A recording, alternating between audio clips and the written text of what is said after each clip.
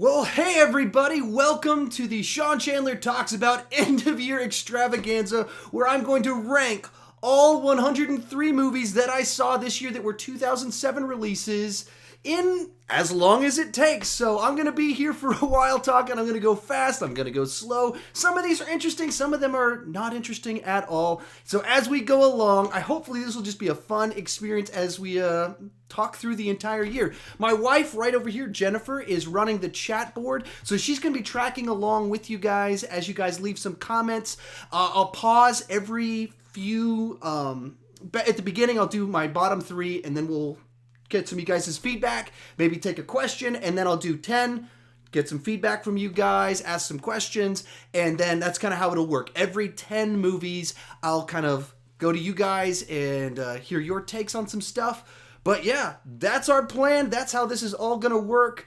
I took some vitamins leading up to this, popped up on weightlifting energy drinks, and I've got a ton of Dr. Pepper, a whole 12-pack of Dr. Pepper, so by the end of this, I'm going to need to pee really, really bad, but I won't fall asleep, hopefully. So with that said, I'm going to take one big drink, and we're going to get started.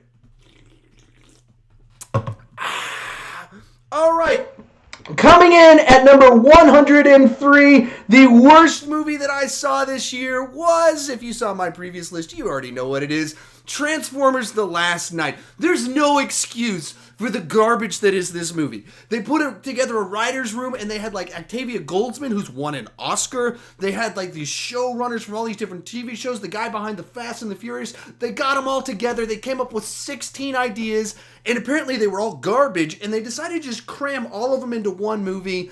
And so you got a $200 million mess of just ideas all over the place. It feels like they cut an hour out of the middle of the movie because they realized, oh crap, we can't do a 3 hour and 15 minute long movie. We're already taking crap for how bad long these movies are. So they decided to trim it down, and we get just this. There's no excuse for a movie with this budget, with this talent behind it. I think Michael Bay is actually a very good director that makes horrible movies.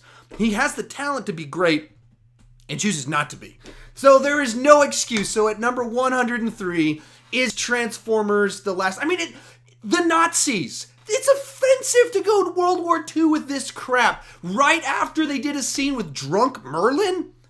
There's no excuse. So easily at the bottom of mine is Transformers: The Last Knight. At number 102 on my list is going to be The Circle. Another one where there's no excuse for how bad this movie is. You got Tom Hanks, you got Emma Watson. It's based off of a hit book, and the movie's just pretty awful.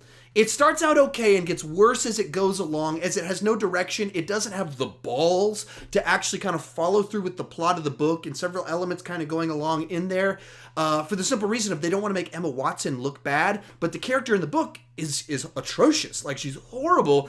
And so they did this watered down version of it that's all the worst things about the book, plus a bunch of other worst things. A movie that takes no perspective. And this is the movie that made me want to just bash my head against the wall repeatedly after watching it. So I did a series of rants about it, and I could rant about this movie for a very, very long time. Coming in at number 101, my head there being the zero in the middle, will be Resident Evil: The Final Chapter. This movie's barely considered a movie in my mind because it's so cobbled together of leftover plot points from the previous movies, strung together with a series of dimly lit action sequences that are just chopped to pieces, like strobolite fast, cutting it in action sequences, jumping all around to a level like I don't know who wants that. I don't understand who they think is interested in a movie where that happens. So all in all, an abysmal movie, just atrocious. So it is number 101. So anyway, there you go. There are my bottom 3 movies for the year. If you're just now jumping in, my wife is running the chat board. Can you say hello to us real quick?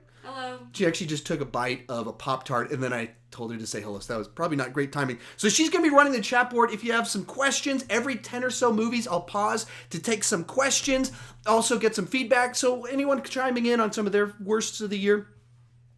They're all surprised that you've seen 103 movies. Oh, everyone's still talking 103 movies? At the beginning of the year, I asked for permission, like, I want to go all in on this YouTube thing, and the wife went all in. She let me do it. And one of the reasons I was able to see this many movies is because I went to a film festival. So I saw 15 movies in a week. And so that really helps getting to that number. But when you do something like this, when you do a movie review channel, you just think, like, my hobby is I see movies. And so that's how I was able to see 103 movies. With that said, if we don't got any questions, we're going to move starting at number 100. At number 100 is Batman and Harley Quinn. Wow, this movie was bad. It was even like a thing I went to with my sister and brother-in-law because we love Batman the Animated Series. It had a lot of the creative team from that movie came in to do this one with me, or came in to work on. They didn't do it. I didn't work on it with them. They came in with my sister, went to go see it, and we're like looking at it through the like, I can't believe what we're watching. This is the worst thing I've ever seen, and it's the humor doesn't work, it falls flat, so you're left with a plot which is just abysmal, filled with filler, like 2 musical sequences in the middle, and there's like fart jokes in the Batmobile where Batman goes, "Smells like discipline," and there's like essentially a rape sequence involving Harley Quinn and Dick Grayson that's played for laughs. This should have been an easy like favorite of mine, and it turned out to be just absolute garbage. Coming in at number 99 is going to be Rough Night. So this one, I didn't necessarily have high expectations. I just thought it would be throwaway comedy. I'm pretty easy to please with a throwaway comedy, and I hated this movie. I mean, it was just kind of recycled plot parts from The Hangover. It was Very Bad Things, Weekend at Bernie's, except with Scarlett Johansson, who's not funny at all. There's some weird political stuff kind of going in there where there's a clear agenda and some things that doesn't match like a people behaving badly comedy. So I just was frustrated, annoyed, bored because I wasn't laughing from beginning to end. Overall, an embarrassment for this cast of people, and it's a really talented cast of people making a terrible, terrible movie. Coming in at number 98 is Killing Gunther. So you might not have heard of this one. The trailer of it promoted it as like a movie where Arnold Schwarzenegger is the top assassin in the world, and it's a mockumentary about a team of assassins trying to kill him so they can become the best assassins in the world. Trailers, Arnold. He's not in the first hour of this movie, and there's not any laughs in the movie. It's mildly amusing when Arnold shows up, but like we were watching it and we hated it. We're like looking at each other like, is this real? Are we really watching this movie? This is shockingly unfunny. There's some twists in the end that make it even worse. So we hated Killing Gunther, and we're bored by it. Coming in at number 97 is The Comedian. This is a Robert Downey Jr. No, Robert De Niro film where he plays a stand-up comedian, except it's not funny at all, and it's like a dramedy, but it repeats a bunch of beats that you've seen in a ton of stuff. Has a romantic plotline, sort of, but not really at all. You don't like any of the characters in this movie. You hate his character because he's so selfish and mean-spirited. And there's a 5-minute sequence where he sings a song called Making Poopy, where he sings to old people about wearing diapers and pooping their pants. Robert De Niro, horrible. Coming in at number 96 is The House. This should have been an easy kind of red box. Yeah, it's a red box fun movie. Will Ferrell, Amy Poehler, 2 people I'm a huge fan of. They've made me laugh so much over the last 15 years of my life. But not while watching this movie. Like, we were just sitting there like, aren't we supposed to be laughing? Yes, we were like that. Few words. Like, we're just awkwardly like, isn't this supposed to be a comedy? I mean, it's a stupid scenario. It just felt dated. Everything about it just didn't work, fell flat. So, very frustrating movie. Coming in at number 95, Underworld Blood Wars. I've never been a big fan of the Underworld series, but the first 3 were passable enough kind of entertainment. Like, we played those ones a lot, kind of replayed them. We used to, not so much recently, but back when they first came out, we'd watch them pretty regularly. Which movie? The Underworld movies. Oh, yes.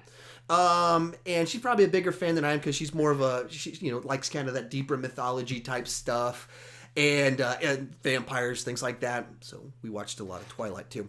Now it's a comedy. Yeah, I went to a midnight screening of the first 3 Twilight movies, then I was like, I'm done. But so Underworld Blood Wars is like all the worst aspects of the Underworld movies cranked up, all the best aspects thrown out. It's not even like vampires and werewolves fighting each other anymore. It's people with machine guns shooting at each other, comedically bad everything, just a total mess. I actually rewatched my review when prepping my worst of list. I actually really liked it. It's one of my better reviews of the year. I put a bunch of time into it, tried to be funny and clever. So if you want to see me trying to be funny, check out my Underworld Blood Wars review. Also, if you get worked up when I say naughty words, I say a couple naughty words in that one. So if you've ever wanted to see me do that, I don't do that often. Check that one out. At number 94 is Chips. Now, my wife says that I look like Dax Shepard. Last night we watched Zathura and Zach Shepard showed up. She's like, you look exactly like Dax Shepard.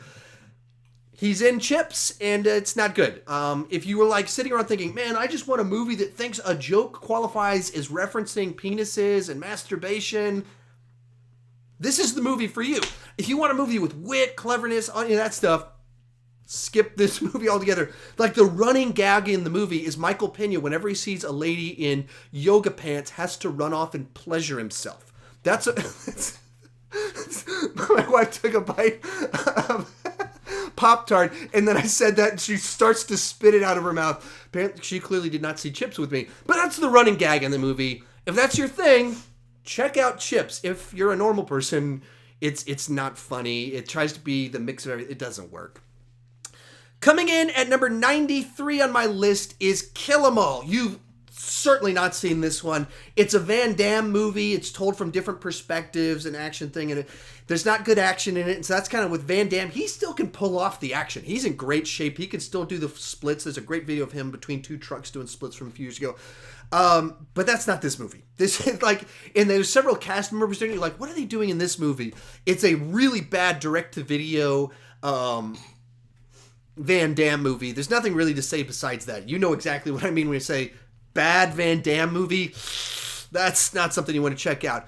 At number 92, Mother, Darren Aronofsky's biblical allegory. If this is your thing, if you like people making weird statements about religion and the earth and a weird dreamlike freakout state, Mother is probably amazing for you. There's some audience for the movie Mother that are like, wow, it's crazy what he's able to do with this movie. And then there's the other 98%, other 99% of humanity that will see this and just be like, this is boring. And then it's insane. And then it's like the most offensive final 15 minutes of all time. Like, if she were to see this movie, she'd be bawling and like storm out, never go to the movies ever again if she'd gone to go see this movie with me, with what happens in the last 15 minutes of the movie. If you've seen it, you know what I'm talking about. The crowd surfing scene. When the crowd surfing scene goes down, it's just nuts. Cody Leach, my good friend on YouTube, he actually watched it just 2-3 days ago. And he was Facebook messaging my group of guys about the movie Mother. And he's like, oh, I hate this movie. It's so boring. Well, this is getting weirder and more pretentious and more ridiculous. And then he just starts going off, F this movie, got to the crowd surfing scene. How dare the Darren Aronofsky's the worst filmmaker of all time. Like I said, some people like this sort of thing. It's not my thing. I can respect his ability to put his insane dreams and anti-religion commentary into it as an enjoyable thing or a thing that I think is worthy of existing. There you go, Darren Aronofsky. Coming in at number 91 is going to be Rings. So I enjoyed The Ring, and whatever the first two Ring movies were back in the day. I checked out Ringu, the Japanese film they were based off on back in the day, and they were good enough. This one just felt like we can make some money. We can make a cheap horror movie. We've got a brand name. Let's crank another movie out. It didn't add much into it. And then the third act, I think, doesn't Vincent D'Onofrio show up or something? It feels bonkers. It feels out of place with the franchise. It just wasn't good. There's not even much to remember about it. So all in all, Rings comes in at number 91. All right, so we just went through 10 more movies. Are there any questions, comments, feedback, anything? Several people really liked Mother, and they don't understand why you didn't.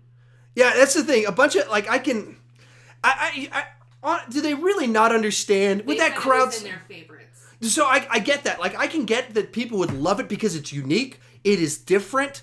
It's a thing. It's truly a work of art from a guy. It's him putting his vision to the screen. It's treating film as art, and I can appreciate all those things. But certainly you can understand why I didn't like it. You can understand why this is a movie that most audiences saw it and they went, what is wrong with this movie? I mean, I don't want to spoil it for anyone that hasn't seen it. And I think it would be a ton of fun if someone watches the movie not knowing where it's going. As soon as the dream insanity begins about halfway through the movie, that's certainly something I don't want to spoil for anyone. And as you get to the last 10, 15 minutes, the crowd surfing scene. If you do not understand how a bunch of us hate the movie after the crowd surfing scene, I don't get it. I don't know how you could be like, what? No, it's just a cute little scene. What? No, you know exactly why people hated this. I didn't hate it. It's just not my thing at all. Any other thoughts? Almost Sideways is going to ask you to rank the Twilight films on Patreon, and I am so stoked. That could happen. Anyway, speaking of Patreon, I got a Patreon page. It's more like, I try and treat it more like the Sean Chandler Club. It's kind of like if you want a little bit more access, kind of input to getting some exclusive videos, input into what videos I do, that's what kind of Patreon is. They're kind of people like my channel, want to support what I'm doing, and so they have a little bit more access to me. I respond to all their stuff over there. Like my review for The Greatest Showman is on there. My review for Bright is on there. I ranked the Home Alone movies on there. And if Almost Sideways wants me to rank the Twilight movies, I'll rank the Twilight movies for him. Or if he wants me to, like if they vote for me to do that as a ranking on my main channel, if they do that, I'll do that. On my main channel, I will rank the Twilight movies. And I haven't seen the last two, so that means that's how committed I am to my patrons. I would watch the last two Twilight movies in doing that. But if you enjoy my channel, if you want to help me go that extra mile, if you want some of that input, some of that exclusive content, trying to do a live stream every Sunday on there. Ask me anything. Whatever they want me to talk about, I'll talk about with them on there. Consider supporting my Patreon. The link is down below. There's several different kind of categories to where you can sign up for that. And if you want to know about the economics of YouTube right now, almost every single one of my videos gets demonetized when I first post it, or limited monetization. For the first 3-4 days my videos are out, I make almost no money on them with ads, even though I get 5,000 views, and I'll get almost nothing because of some funky stuff going on with YouTube right now. That's why we do Patreon pages. It's not like we're trying to screw you out of money or anything like that. It's the economics of YouTube are bonkers right now. And so if you like my channel, want some of that exclusive content, and want to see that ranking video that Almost Sideways wants me to do, that's where you can see all of that fun stuff. There's a child screaming right now if you want to go check on that. But moving up, our next category, coming in at number 90 is I Do Until I Don't. Oh, that's too bad. She walked out. This is one that I actually got to see an exclusive. I got a screener for it. It's actually pretty cool. Like the studio sent me a link to see it before it came out, so I got to review it before it came out, which is really cool. The movie, I think it's written and directed by Lake Bell, is not. It's a cynical take on marriage, which when you're watching with your wife and it's this movie all about how bad marriage is, you're like, oh man, some of these things in this, we've had moments like this too. Oh, it gets a little bit awkward and it wasn't funny. And it tries to get sweet and sentimental in the second half, but the first half did not earn that. And so all in all, I do not recommend I Do Until I Don't at all. Coming in at number 89 is Death Note. This was a Netflix original film from Adam Wingard, the guy that did You're Next, as well as Blair Witch, as well as The Guest. I haven't seen the Blair Witch one yet, but I loved You're Next. I loved You're Next. That's one of my favorite, not really a horror movie, but whatever that genre is, favorite that type of movie the last 10 years. I was one of those movies I went home, I went to see it with my mom. When it came out, I saw it with my mom. Loved it. The Guest, another great, interesting, unique movie. So I was so excited to see Death Note because of that. And it's not good. It's a bad movie. It's based off of a manga and an anime. I think a manga and anime. And they just get it wrong. After I saw this, I went and checked out the anime, which it's much better. It's on Netflix as well. And it just rushes through so much plot that it doesn't set up plot points. There's a bunch of brilliant ideas in here. There's a great movie to be had, but it's like they just rushed through so many things. There's a montage about 25 minutes through it that goes through what should have been like 20 minutes of plot and building this world, all sorts of stuff that just kind of happens so fast. So Death Note, I think it could have been great. watching the anime, which I'm not a big anime guy, I was intrigued by it. There's so many cool ideas in this sort of idea of being able to like write how people die and sorts of stuff. So many cool things. The movie itself, not good.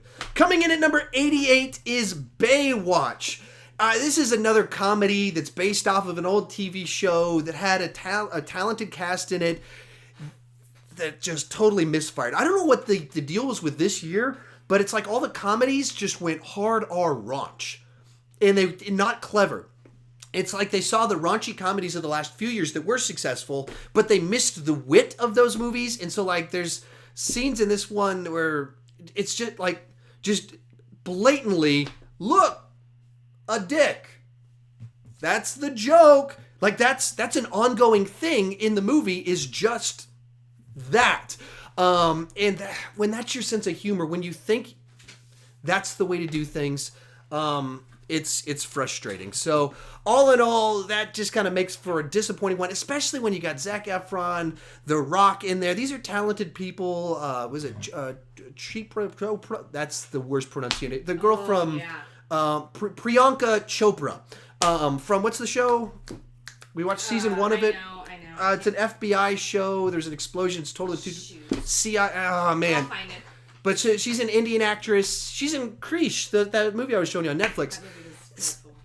That's messed up. But so all in all, I wanted to like it, and it wasn't all that good. Coming in at number 87, real quick. Someone is asking if these are spoiler free. I think that's an important question. I'm doing my best to be spoiler free. Okay. I'm talking through 103 movies. I don't know why I was talking to you.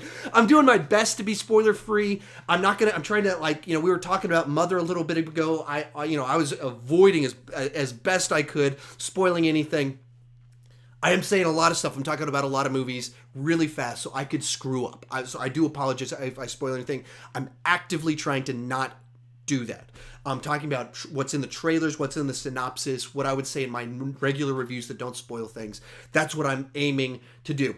At number 87 is Table 19. This was just kind of a disappointment. It's just a dull movie that seemed like it should have been a lot better. Just a frustrating movie. Anna Kendrick, so I was hoping I'd love it. Didn't. Anything you want to say about Table 19, the one with the wedding? They're the people who weren't supposed to be there. Every time I go to a wedding, I look for Table 19. Yeah, it changes the way you go to a wedding. Like, wait, am I at Table 19? Uh-oh. The last wedding we were at, we didn't have to worry about that. That was pretty fun. We didn't have to worry about being at Table 19. But yeah, so anyway, it just wasn't good. At number 86 is Before I Fall. So this is a movie you might not have seen. It's kind of like a time loop movie where Back to the Future girl, Leah Thompson's daughter, she's got a name that's not Leah Thompson, so I'm blanking on it at this particular moment. She dies in a car accident and the day starts looping, and basically it's like Mean Girls, except the day's looping and they treat people horribly. And a bunch of people did like this one. Zoe? Yeah, Zoe Deutsch. We didn't like it. It didn't feel like there was enough justice in it. You were watching through it, waiting for the right people to learn the right lessons, and it didn't happen. So it could have been really good. It was based on a book, so maybe the book handled it better. For us, we just kind of left it being like, it seemed like we needed a little bit more justice in all of this. Number 85 is Collide. I mean, some of these are just in that category of just forgettable, like, what movie am I talking about? So Collide is an action thriller that was originally called Autobahn. It stars Jen Erso from Rogue One and Nicholas Hoult from a whole bunch of different stuff. Quantico. There we go. There's the one we were talking about from a little bit. Sorry. But so Collide, it's just kind of it's typical deal. Guy who used to just run drugs or something. It's basically a cheap man's version of Baby Driver, except really crappy. That's the best way to describe it. Some people kidnapped and has to do one more job type stuff. And Anthony Hopkins is in it. It's just so forgettable. It's not boring. I didn't hate it. Just forgettable. All right, next two movies on my list are going to be interesting. You almost certainly haven't seen them. They're both foreign films I saw at a film festival. Number 84, Before We Vanish. This is an existential Japanese alien invasion romance film. It's like Invasion of the Body Snatchers. And it involves this sort of idea of aliens invade, and when they touch your head, they show up with a blank slate and don't understand the world. And when they walk up to you, they touch your head and they take a concept out of it. So they'll take the concept of love from you. And it's so weird. And there's interesting things in it. I just can't say it's one I would ever want to watch again. So if what I just described to you sounds like, that sounds really cool, you might like it, but there's like plot holes. There's things in it where you're like, wait, what just happened? Was there a big jump? So big plot holes in it. Weird, interesting ideas. Odd film. Saw it at a film festival. Speaking of weird movies that I saw at that film festival, I think I saw these two actually back to back, which is like the weirdest, craziest, what did I get myself into at this film festival experience. Next up, number 83, Let the Corpses Tan. So, it's if you know what the movie Free Fire is, it's kind of like the movie Free Fire except on acid, like insane on acid. It's like a heist goes down in the first 10 minutes, and then the people in the heist, as well as another group of heist people, as well as the cops, are all at this one location, and they're trying to all get the money and survive. And so it's a bunch of them just kind of all in one location trying to shoot each other, except insane. Like, it keeps cutting away to like these psychedelic scenes of people like dancing silhouette style in the sunset. People like on a cross, naked, being like crucified. Just cut away to it. Just cut away to it. Just like doesn't tie into the plot. That just happens.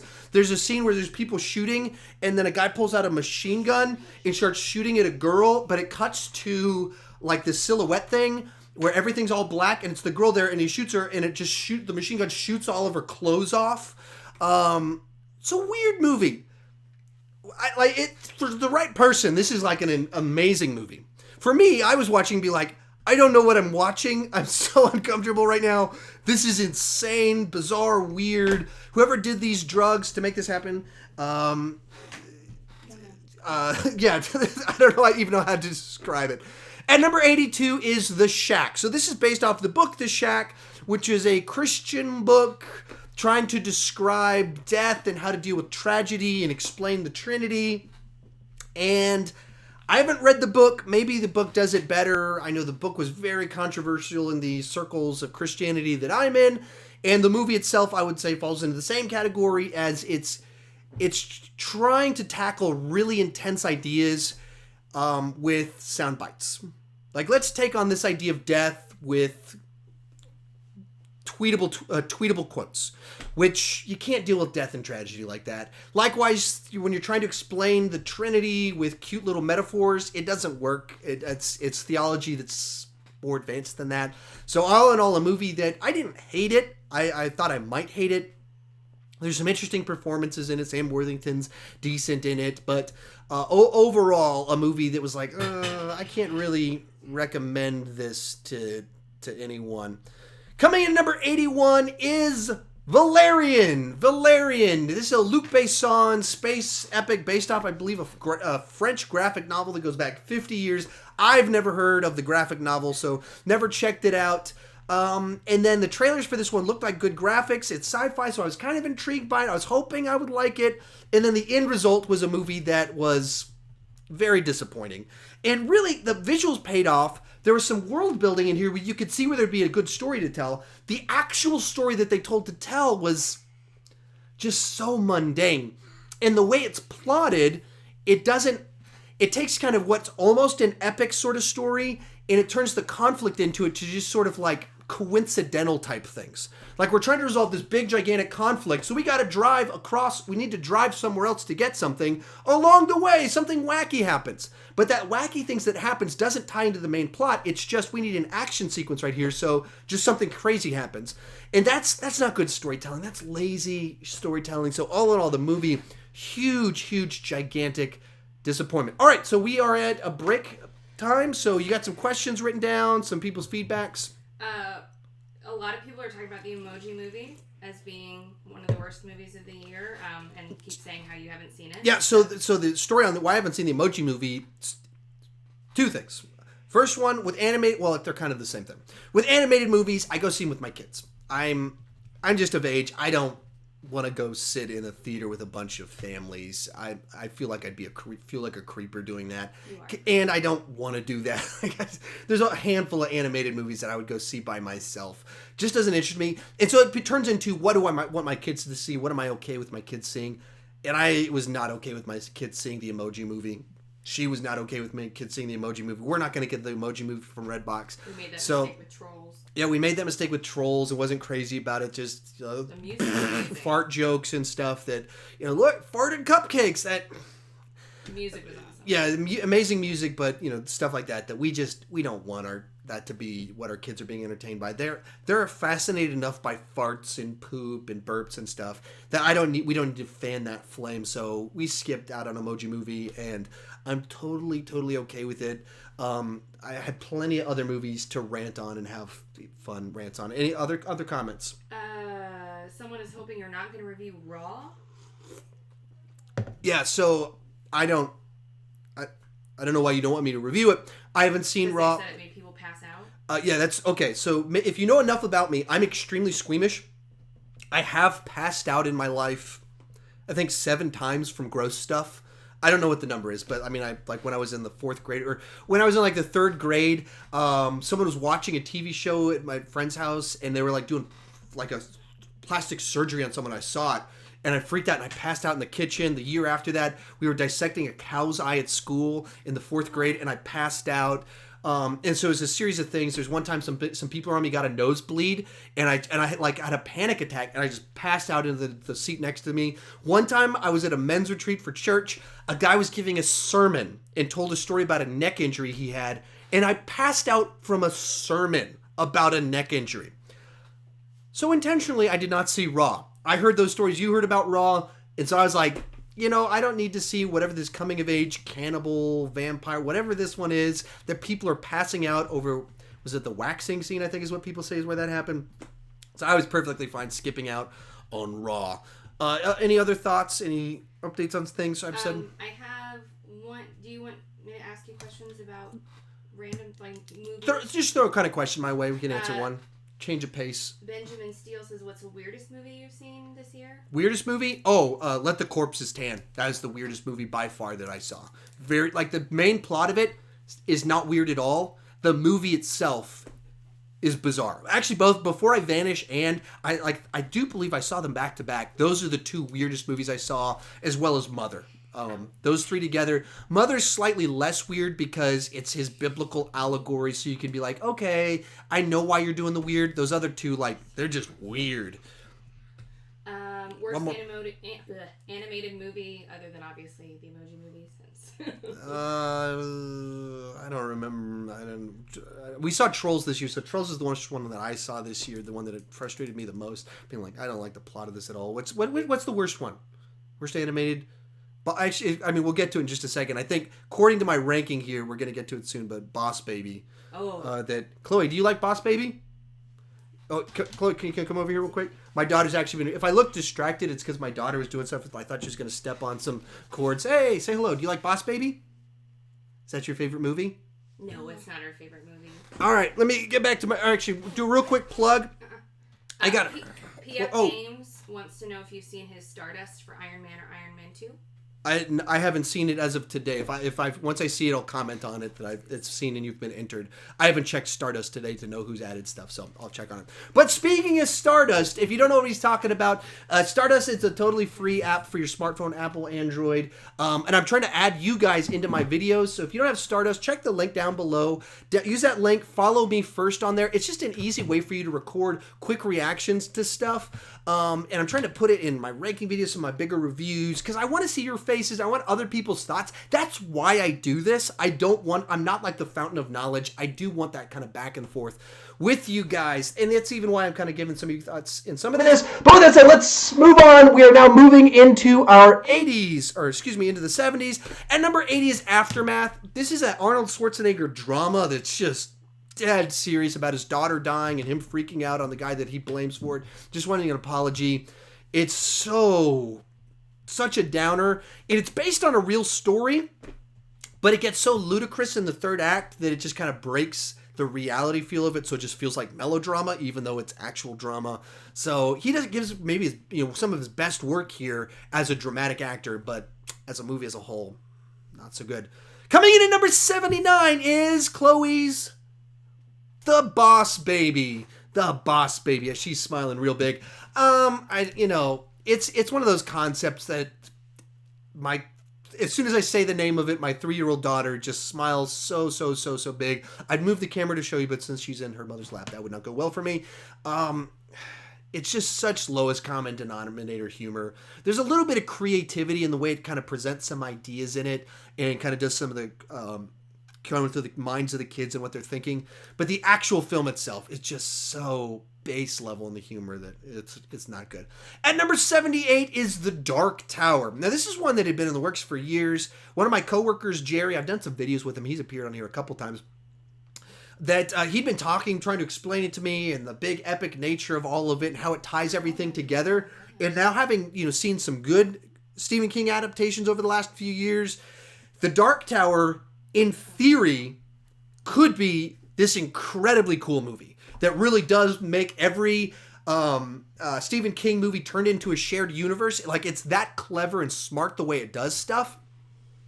The movie, it feels like the pilot for a TV show. It's so small scale for... Excuse me. Was that funny, Chloe? It's so small scale for a story that's so big. So all in all, just makes for a very disappointing, disappointing experience. I don't even know why I did that. That's we're only in the 70s. We got a lot of movies left, and I'm already going a little bit crazy. Coming in at number 77 is XXX Return of Xander Cage. Just putting that title in my description means this video is going to be demonetized. YouTube, it's a PG-13 Vin Diesel movie. But so this movie, it's passable enough, stupid Vin Diesel action. It's like he tried to take the Fast and Furious formula, do it with the XXX movies, throws in Ruby Rose, throws in Tony Jaa, and Donnie Yen's in there too, I think. And the end result is just mediocre. It doesn't live up to any. It's just so wacky, bizarre, stupid. I mean, this is one that if you catch it on cable, you won't be bored. There's enough insanity to it that you'll have a good time on cable. But if you watch it like, oh man, a cool new Vin Diesel, no, it's not good. Number 76, one of the most disappointing movies of the year, Kingsman: The Golden Circle. So if the first one is one of those movies that we thought was going to be here and ended up here, there's a real surprise at how fun, this update on kind of the James Bond sort of idea for the 21st century that takes things to like their extreme and the R rating. This one was well below it. It just kind of lacked all the charm and magic, just a lot of the plot ideas they went with. Like they brought dead people back and then arbitrarily just killed people off in a way that just was very off-putting to start a movie off the way it did. And then it's just missing so much. While doing all the same things, it's just missing that heart of what you wanted from the previous one. It's very odd, because it's like if you were to do like a chart next to each other, hey, does it have this? It would have all the point by point, all the things it's supposed to have. It has them, but it just feels empty and hollow. Coming in at number 75 is one I saw a week ago, Pitch Perfect 3. So my household is a big fan of the first Pitch Perfect movie. She watched it 7 times in a row the first time we rented it. We didn't see it in the theaters. We rented it. I watched it one time, fell asleep, wake up at 6 in the morning, and she's just had it on loop all night long. Just stayed up all night so she could watch it as many times as possible. Go, wow, you must have really liked this movie. And for 2 months, she lied to me. Like, no, it's okay. It's just okay. Lied to me about it. No, she's obsessed with the movie. So we had a big marathon, had friends over to watch the first 2 movies, leading up to the third one. This one's bizarre. I mean, it's a bizarre movie. The cast still has charm. There's some humor in it. But it turns into like an action movie in the third act with actual fight scenes. Not like cartoonish, not like it's a dream sequence, not anything like that. Actual action sequence. Our girls are superheroes now in the third act. Which is bizarre and makes for a not so great movie. At number 74 is Jigsaw. So I'd never seen any of the Saw movies until August, and then I watched all of them in 2 weeks, which made for a a weird set of nights. I'd have to watch them after she went to bed, and I'd fall asleep in the middle of watching one of them and wake up in the middle of the night with someone like, ah, ah, ah, which is not the best way to try and get a good night's sleep with the Saw movies as noise in the background. So I went to go see this one, and hoping that they'd find a way to refresh the franchise, do something new with it. It's really is just kind of a rehash of the plot points from before, the twists from before. It's just more of the same. So it borrows the twist from this movie. It takes gimmicks from this. So all in all, it just feels like an unnecessary movie that didn't need to happen. Speaking of, we're like on a whole series of bad sequels right now. Number 73 is Alien Covenant. Now, this one actually, based off my original score for it, was much higher up on the list. It was actually quite a bit higher. And then the more I thought about it, just dropped. When this movie was an Alien prequel, I actually really liked it. There was a lot of stuff in the first act and the third act that I thought were quite strong. Some of the best stuff since Aliens. When it was a Prometheus sequel, and it goes like, it's a movie, you're watching it, a scene happens, and it transitions from Alien prequel to Prometheus sequel in a scene. And it just I hate all that stuff. I don't like the answers Ridley Scott's giving. I don't like the direction they're going. I do not like the Prometheus side of any of this stuff. I'm not looking forward to more entries because of it. So this movie was two movies in one. One of them, I'd be like pretty high up on my list, potentially a top 20. And the other one, a movie that's like bottom 20. I just don't like it. I don't like what they're doing in the mythology. At number 72, once again, continuing our bad sequels, The Cult of Chucky. Now, I hadn't seen all the Cult Chucky movies until I watched them leading up to this movie. And this movie's it's like they had 5 different ideas for this movie. Like, what if there's multiple Chuckies? What if Andy came back? What if it was an insane asylum? What if this came back? What if this happened? What if this happened? And it just takes all of these premises for different movies, and it makes one movie out of 7 movies. And the end result is not strong. There's better Chucky movies. So all in all, I didn't care for it. Have watched through all the Chucky movies in a week. And some of them I really liked, some of them I really didn't like. This one's on the bottom half of it because the mix of plot lines didn't work together. At number 71 is The Smurfs, The Lost Village. I don't have much of anything to say about this one. We watched it with her a couple months back on Redbox, and the kids really liked it. It was just kind of passive. It was the sort of movie that didn't annoy me. It's not something I was like, I'm embarrassed my kids are watching this, or I don't want them to. It wasn't anything like that. It was just kind of like, okay, that happened. It was kind of one of those movies for me. So anyway, as we kind of get to this point in time in my list, from here up, everything below this, I've been pretty negative on it. From here up, I'm going to start being a lot more mixed. The next 30 or so are going to be more mixed ones. Everything below this is the bad movies. Everything in the next 30 or so, mixed, good, bad. And then that top 40 or so is just the good stuff. So anyway, we're at a pause break. Did we have a question, comments? Feedback? Did you say fart and fan the flame together? Do you remember? Fan the fart? No, I don't know. It just says, did you say fart and fan the flame the fart? Together? Fan the fart. Chloe's smiling. She likes that one. I have no clue. I've said a lot of things. We're 43 minutes into this, so I've been talking for 43 minutes straight. Really? I've already talked about 33 movies, so I have no clue what I said.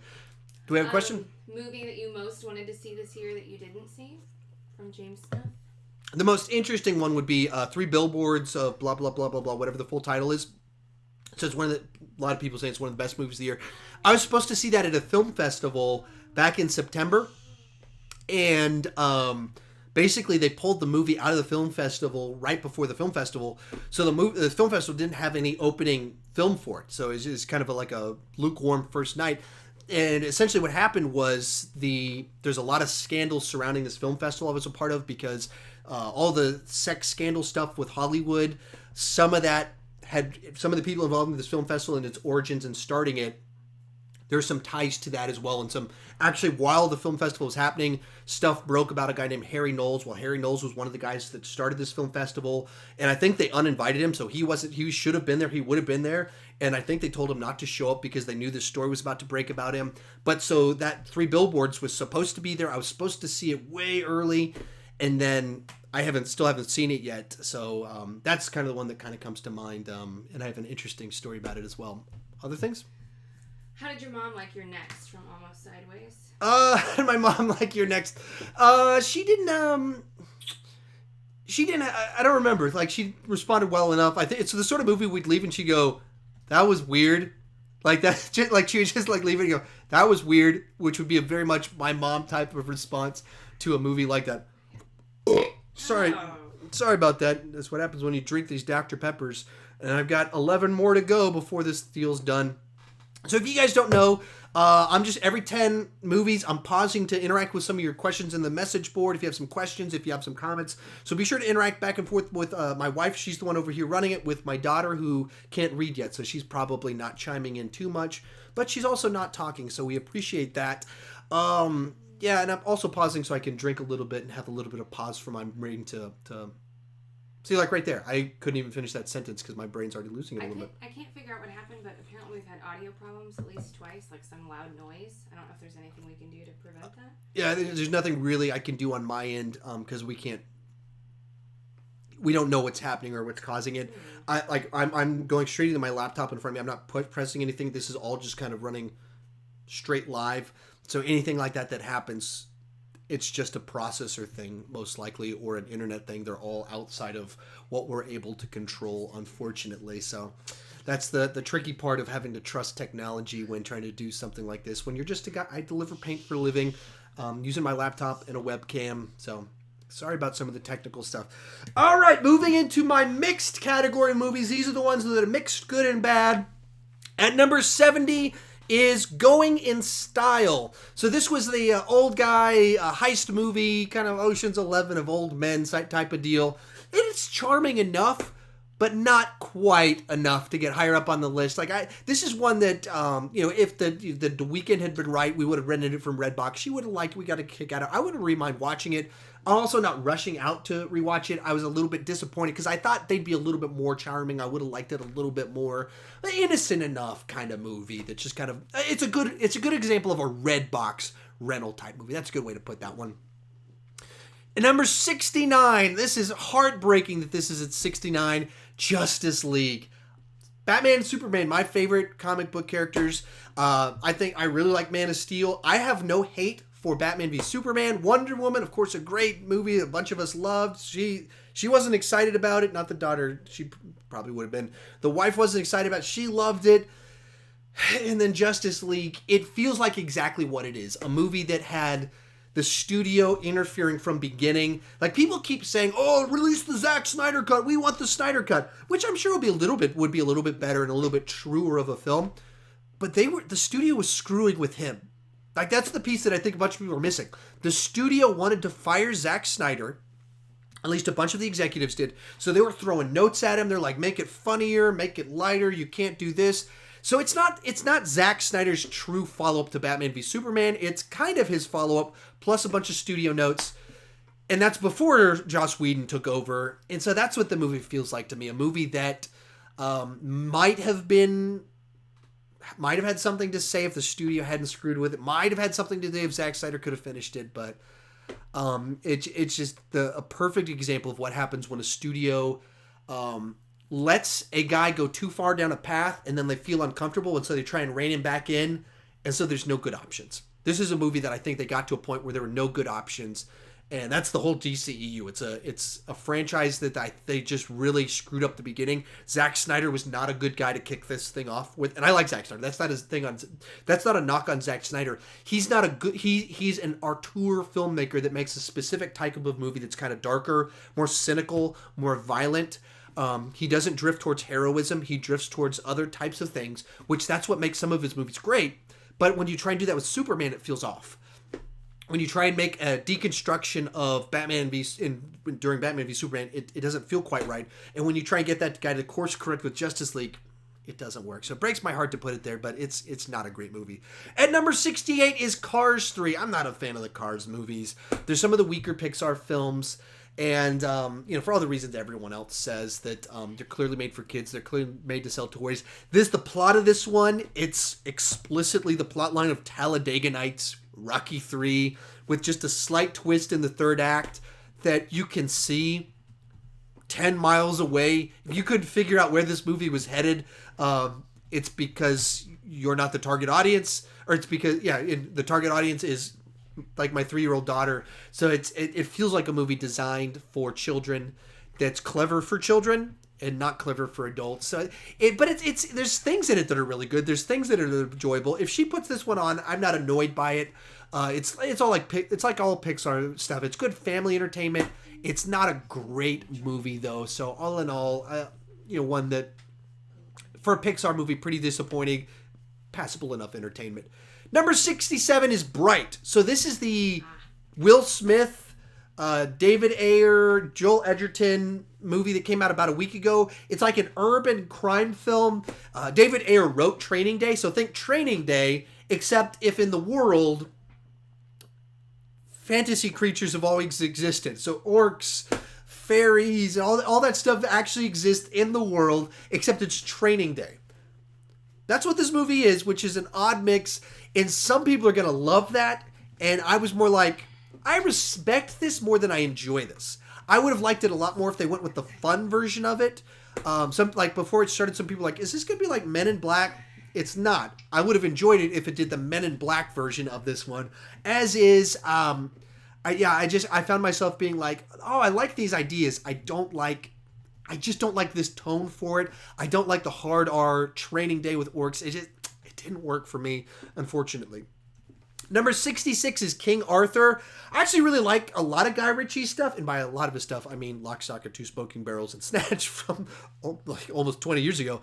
And so he's got this very vibrant, creative style to it that I think works best for original Guy Ritchie stories.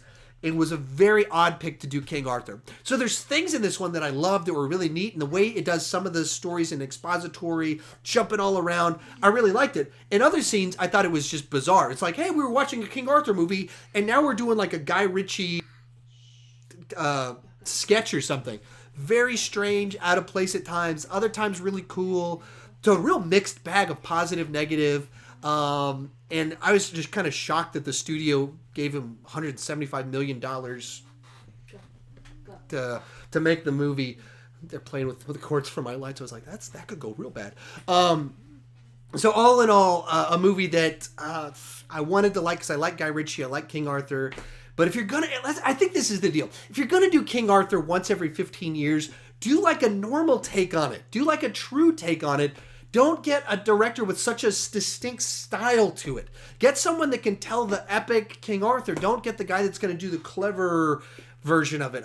Do the normal, traditional, and if that works, maybe do I don't know. That's kind of my thought on some of the things like that.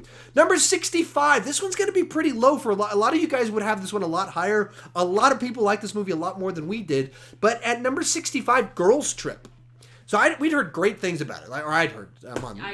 She hadn't heard anything about it. But so I'd heard, like 89% Rotten Tomatoes. A bunch of my friends loved it. Were cracking up.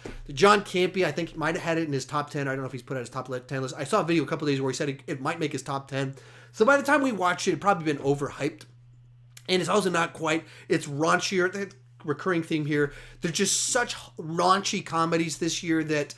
so the appeal of that gets lost a little bit. So all in all for me, like I just watched it being like, I don't like how raunchy this is getting. I don't know how true I feel this is of like this sort of like girls behaving badly, girls behaving like guys type stuff that I don't feels a little bit inauthentic, or at least I can't relate to it. These aren't the girls that I know. These aren't I'm kind of church world, so it kind of changes things a little bit. But I know tons of guys that behave that way, and guys even in church world that drift in that direction. And I know a lot of girls that are just totally find this sort of thing off-putting. The relational side to it, though, like the actual character arcs in it, or the relationships, was really good. The actual kind of like picking different types of women at different phases in life and different levels of success, and the awkward nature of relationships as you get older. All that side's really good. And that's probably why we were kind of frustrated, because we're going, if this was a PG-13 version of this movie... this is a top 20 comedy. This is a movie that touches really well on a bunch of emotions, but because it got so crass, it just wasn't for us. Number 64 is Everything, Everything. So this is when I saw the trailers that didn't look particularly interesting to me. Saw the movie, and it's actually quite a bit better than I thought it was going to be. There's some it's a movie about a girl who has whatever the disease is where a bad immune system, so she's not allowed to leave her house. New neighbor, she's a teenage girl by the time the movie takes place. New neighbor boy moves in. They got the hots for each other, so romance ensues, and they have to. He tries to break her out of the house. That sort of thing. And when it's the romance, it's actually pretty good. There's actually some things they do in trying to communicate or trying to visualize the way they communicate with texts and kind of her journal. And it's really clever. It's actually quite good when it does that sort of thing. And it visualizes it really well. And I was like, wow, this is a much better directed movie than I thought.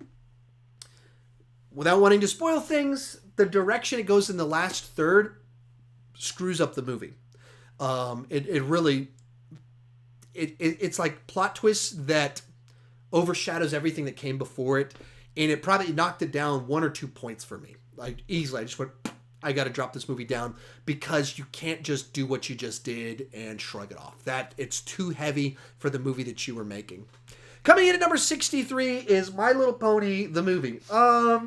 This is a movie I'm really not the target audience for this one.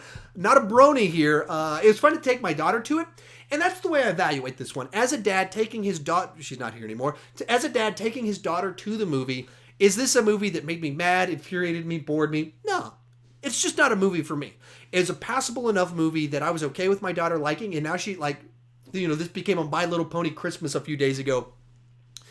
Coming out this movie, she's been in love with My Little Pony ever since then. But as for a movie in and of itself, it's not a great movie. It's not an awful movie. It's just a movie that's kind of out there that this guy is not the target audience for. Very, very far away from being a brony. Sorry, guys, if any of you guys are... Do we have any? If we could find if we have any bronies in the chat board, that'd be kind of fun. Coming in number 62 is Monster Trucks. I saw some people have this one like on their worst of lists and some things like that.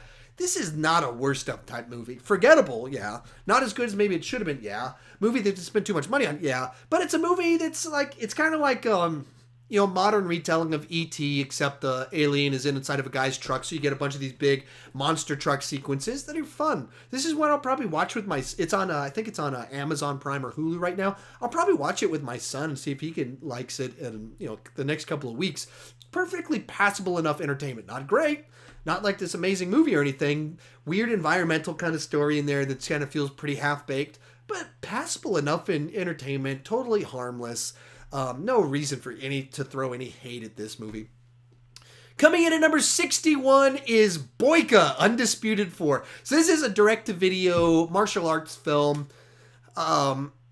It's kind of this current genre with Scott Adkins where they do all these cool flippy moves, and there's so much extreme athleticism in it, but not a lot of like well thought out. It's not like there's a distinct style to it. It's just one more kind of, it's just kind of fills my need once a month to see a mindless martial arts movie. Perfectly passable, good enough. Nothing to recommend. If that's not your thing, you'll hate this movie. If that is your thing, if you like martial arts movies and cool flippy moves, you'll find this one passable enough. It won't be great. You won't be amazed by it, but it's a good enough cool flippy kick movie. There you go. At number 60, a movie I assumed I would hate and that she would never watch. Oh, wait. We're at number 60. That means we're times for a little pause. Sorry about that. Sorry, we'll get to I spoiled the next one on the list. We're at the pause point. Did you even say it? What? What's next? Yeah, I even pointed at you. I know you pointed it. I'm not the movie, though. Oh, that's true. You're not a movie. All right, well, you got any comments from anyone? We have so many comments. I'm still trying to catch up from earlier. I'm so sorry.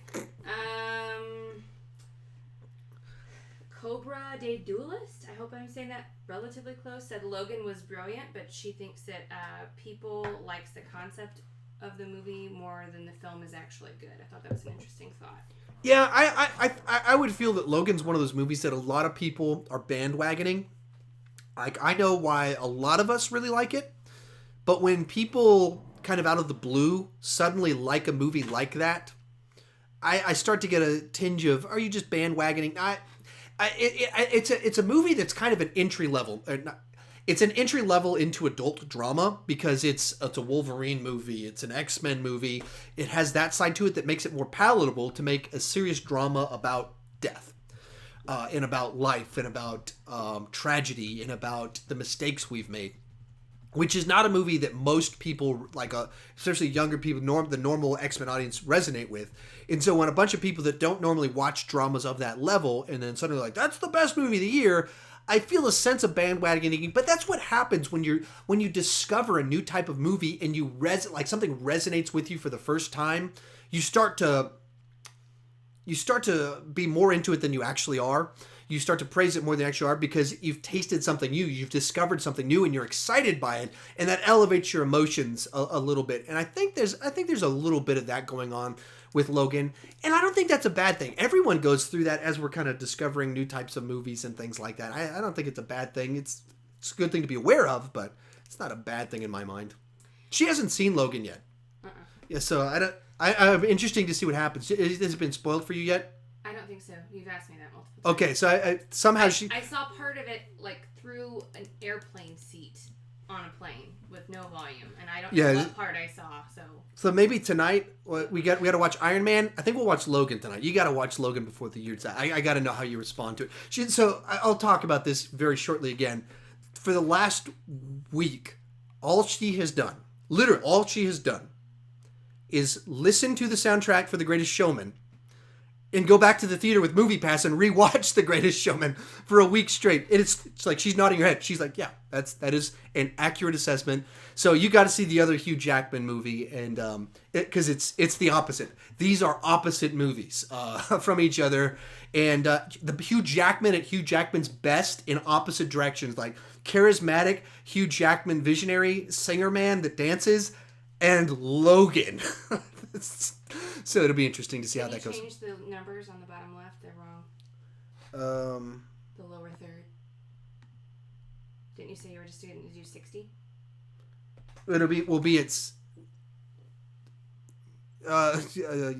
Yeah, I would, yes. There we go. Sorry about that. Well, I'm actually my own programmer, so that's what happens when you have to do that on. Other questions real quick. Ryan O'Toole said you told him to watch Wind River, and he's got it. He's going to watch it tonight, and he says you should watch Lady Bird. But I've already come of age. Can I really connect with Lady Bird? Actually, Elsie's Screen Talk, him and I were supposed to go see some movie. We bought tickets to go see it. He was in town. He's from Denver. He was in Austin for Austin Comic Con. We were going to go see one movie, but we went to different theaters because we were supposed to go to Alamo Drafthouse. There's 2 Alamo Drafthouses in downtown Austin that are like 2 miles away from each other. And so we were at the wrong theaters, and then we almost went to go see Lady Bird. So I also saw Lady Bird. This is the exact same theater where I almost saw 3 Billboards. So like this same Alamo Drafthouse in downtown Austin. I keep having things where I almost see best of the year type movies, and then it doesn't work out. So I almost saw Lady Bird. I definitely need to see it. You're totally right about that. It's on there's like 10 movies that I should have seen and haven't seen. So there you go. Let's say we got one more.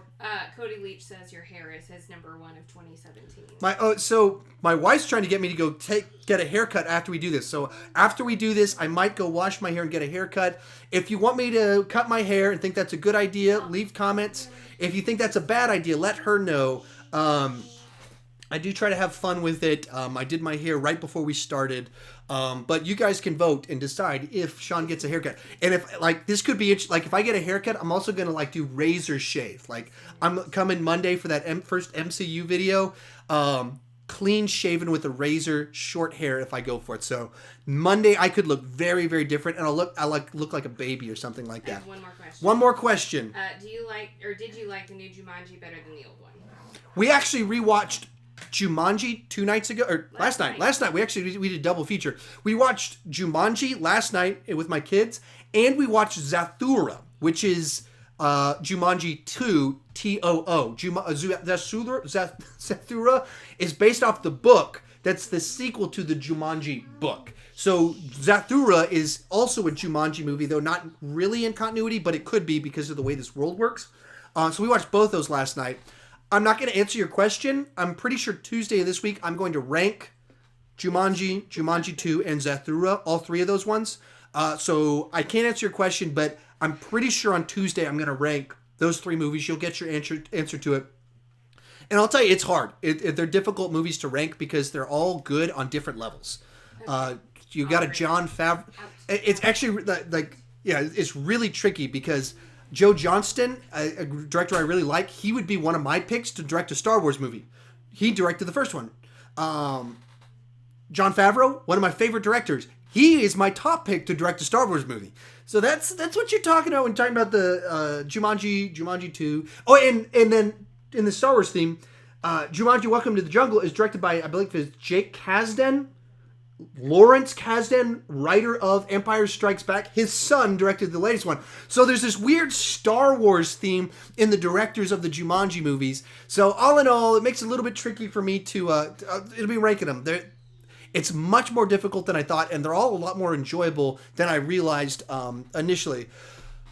With that said, looking at number 60 on my list, and we're just crossed the hour mark a little bit ago, and I am feeling it. I am definitely feeling the weight of an hour straight of talking. But coming in at number 60 is A Dog's Purpose. This is a movie I thought I was going to hate and didn't. It's kind of sweet, kind of charming, and actually captures the experience of having a dog extraordinarily well. In that, when a dog dies in this movie, if you've had a dog and you've had a dog die, it captures that experience, which for a bunch of people, you'll hate that. For some of you, you won't care about it, and you'll be like, why would I want to watch that? I enjoyed this movie quite a bit more than I thought I would. It's kind of ridiculous, super sentimental cheese at the end of it, but it works well enough. It's an interesting enough movie. Coming in at number 59 is The Great Wall. Another just forgettable movie. Not great, not terrible.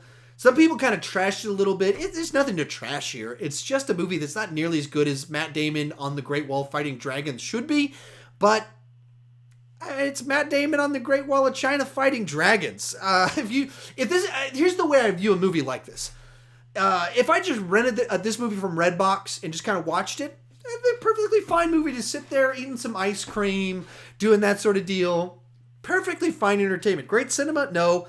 Perfectly passable enough film. Sorry that I'm itching my nose. My new nose has started to kill me. Whenever I do these long videos, my nose starts going crazy eventually, and unfortunately that has started to happen.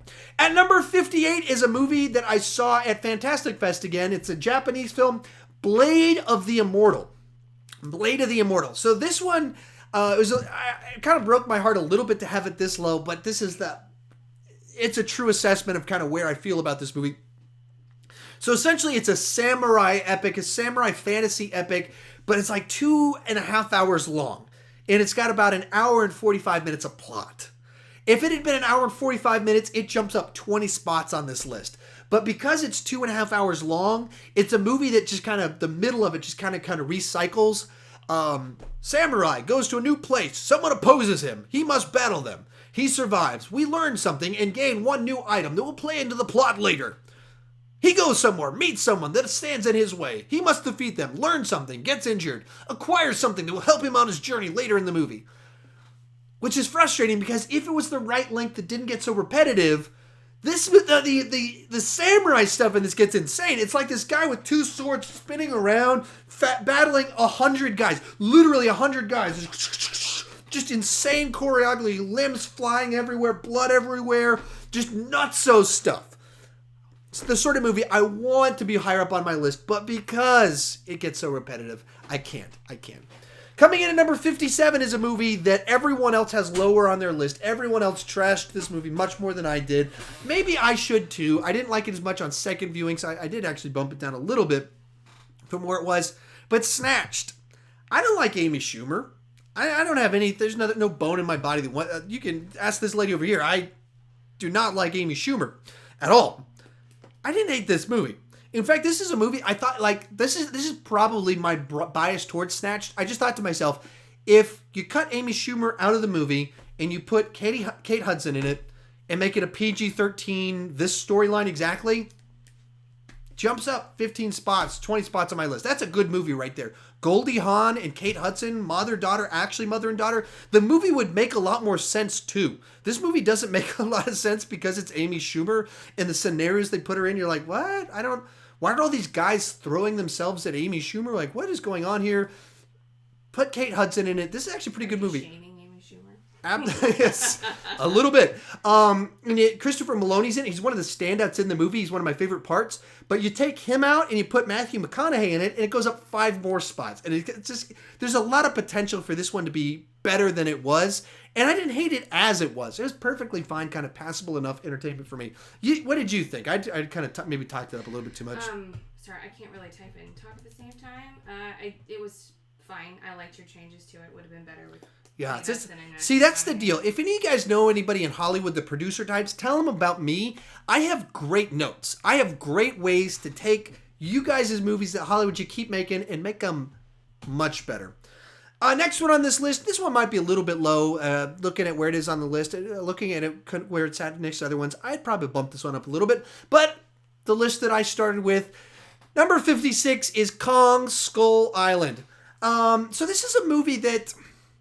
I didn't hate anything about it other than there's the sequence in the middle of it that was way too green screened, and there's a Tom Hiddleston with a mask on and clouds of smoke and a sword spinning around and stuff that was pretty awful. Besides that one, it's a movie that I didn't hate anything about it, just for a movie that I thought had a great visual style, a great look to it, a great cast, was so forgettable. There's even a lot of King Kong action in it, and the movie just didn't stick with me at all. It's one that she hasn't seen it. I don't know how we haven't Kong Skull Island. No.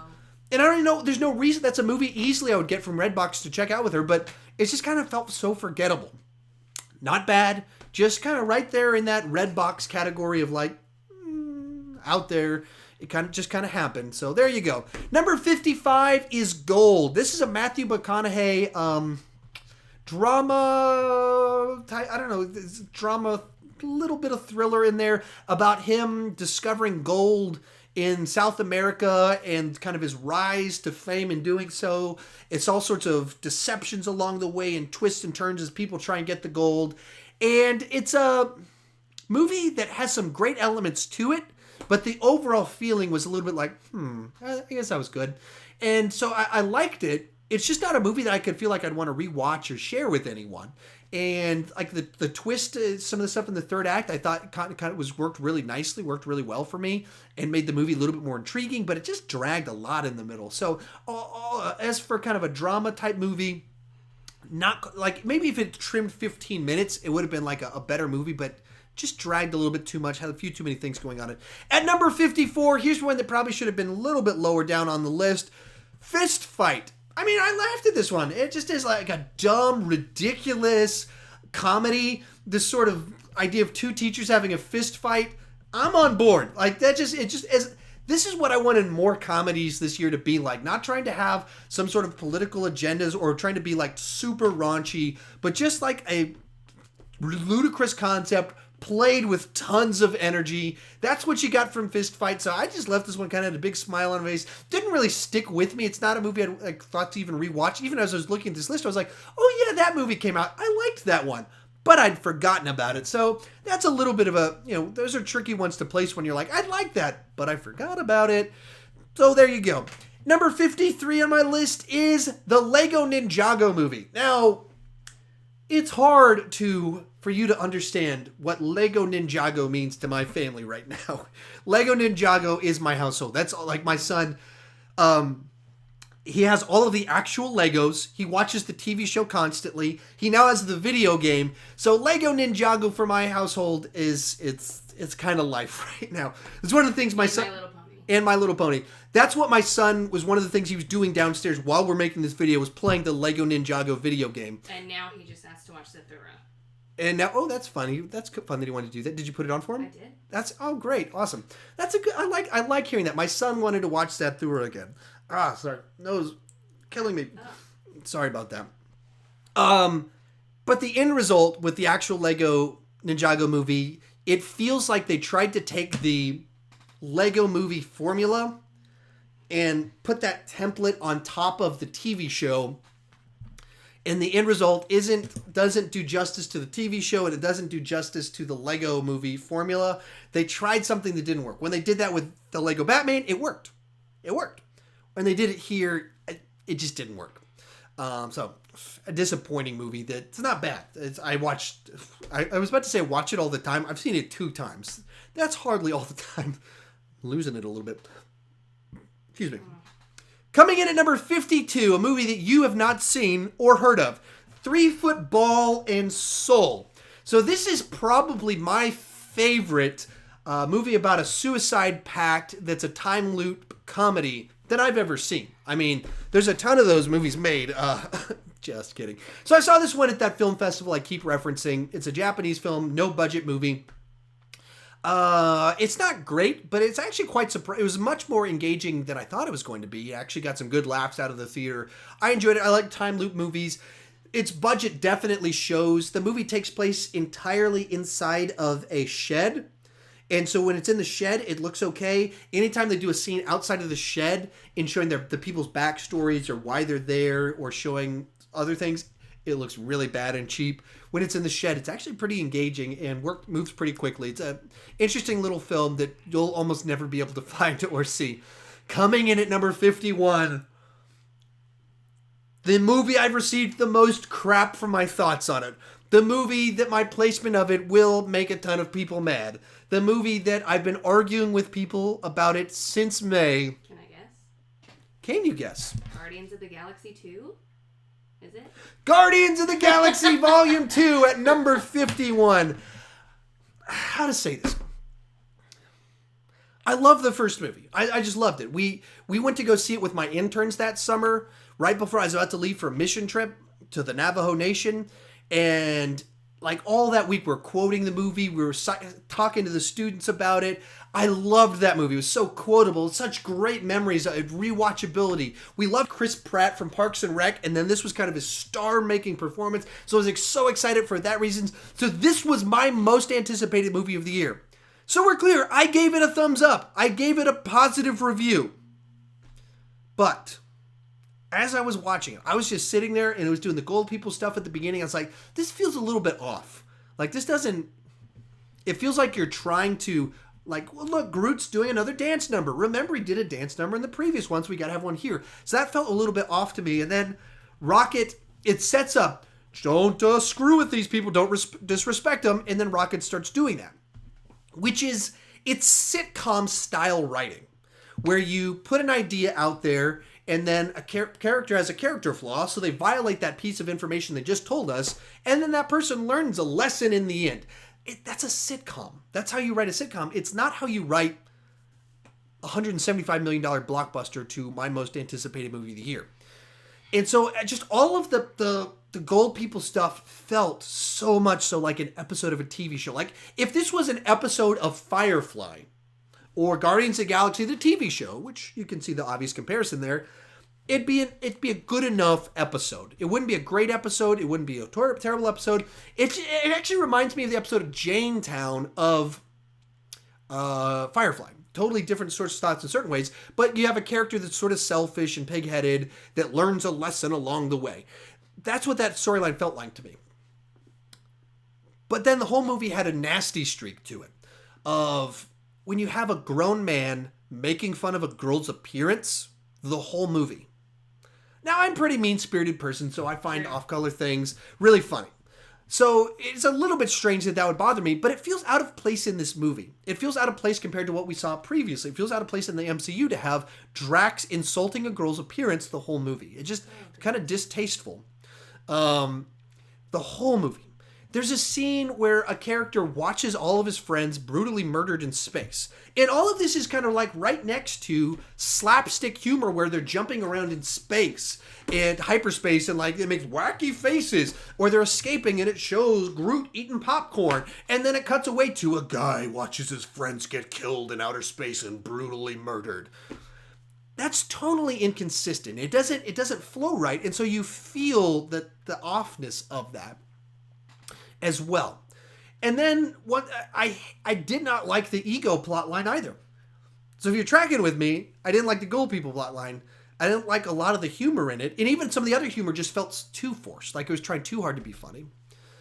And then you get to the ego plot line and it's once again, a very off-putting storyline to have an orphan find hope only to realize it's a nightmare. That's pretty off-putting. My background, I have all sorts of daddy issues of my own, and there's certain things when you haven't had a strong dad in your life that you can resonate with a plot line of wanting to find someone out there that can fill that void, and the idea of discovering something that only turns into a nightmare. I have things in my life that kind of mirror that, and it's not pleasant. It's not stuff that like I get excited about. So the plot line didn't resonate with me. Likewise, it tainted my light taste for the first movie because the first movie hints at some of the specialness of Star-Lord, and then you get this movie and it gives us the answers to the specialness, and it ties back to his dad and how evil he is, some stuff and all that was off-putting. So all in all, it left a bad taste in my mouth. Like I said, I gave it a thumbs up, but why do I have it low on my MCU rankings? Why is it one of my least favorite comic book movies of the year? Why is it number 51 on my list? Because there's a bunch of things I really didn't like about it. But as we do another pause right now, I am starting. Change your numbers. Yeah. Why don't I have to? I don't have to change. I'm just trying to help. Yeah. They'll tell you to change it. If you don't. But starting Monday, I'm going to be doing a series. I put a video about it this yesterday, and check that out. If you didn't watch that video, I've got some cool stuff planned with some giveaways and other things. Starting Monday, I'm going to re-review every movie in the MCU working up to Infinity War. So Monday is going to be Iron Man, the original Iron Man, and it's going to be kind of a review, that's half of it, but it's also kind of a retrospective, putting that movie in context, so like a Sean Chandler mini documentary, some of my thoughts on the movie and kind of its background and where it came from and why it's important, kind of some stuff on its place in the MCU. Each week in chronological order, each movie of the MCU, I'm going to rewatch them, re-rank them, re-review, not re-rank them in these ones. I will be re-ranking them after Black Panther and Infinity War come out. But I'm going to rewatch all of them, reset my mind, expectations, do a fresh ranking whenever Infinity War comes out from scratch, throw out my old list, not even going to look at it, rank it based off of this re-reviewing of it. And I want you guys to chime in. The giveaway, I'm going to try and incorporate some of the stuff with Stardust that I've been talking about recently on my channel. So check that out starting Monday. Then every Monday, a new MCU re-review. So in that, coming up in, I believe, April, I'm going to rewatch Guardians of the Galaxy Volume 2. Fresh watch it, fresh discussion with you guys, and I'm going to do my best to give it a second chance to see if maybe all my I was wrong, I just had over expectations. Maybe I'll watch it and my issues will go out and I'll like it more and it'll jump up 10 spots and it'll be one of my favorites. So starting Monday, check that out. All right. Got some questions for me. It's time about Guardians, so I'm sure the comment section had some stuff. I just got to the Guardians section. Some people are supporting you, and some people are saying you're a disgusting person. So yeah, it's pretty funny. You guys get so worked. Why do people take it personally that I didn't like a movie? I wanted to like it. You want to know the worst way to try and get me to like a movie? Call me a disgusting person for not liking it. Like, the fans of Guardians of the Galaxy Volume 2 are the reason I'm probably not going to like it when I rewatch it. Because the fans of it have been so nasty to me for the last 7 months. Like, mean, F you, you're disgusting, you're an idiot, you're retarded, you must have autism. Every nasty thing you can say to me, they've said to me over the last 7 months because I didn't like a movie I wanted to like. Do you know how weird that is? How odd it is that someone would be like triggered emotionally, like, you're an idiot. That's weird. If you want to get, and here's the deal. Almost no one has actually responded to my reasons and been like, one person in 7 months, and this was a couple, like within the last week, addressed my issues with Drax and went, that's the humor of it. That's the joke is that he's ugly and he's calling someone else ugly. And so they made an argument. And that was in the last week. 7 months, and only one person has addressed my argument.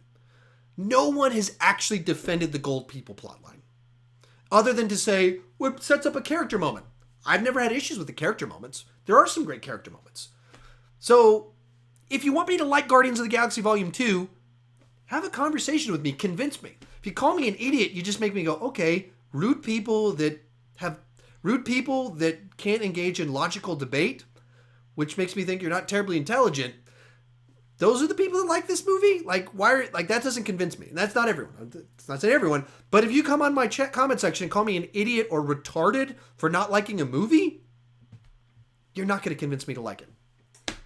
Zach Dragon wants to know when you're posting your most anticipated Tomorrow. movies of 2018. Tomorrow, I will be dropping my most anticipated movies of 2018. It's December 31st, so the day before.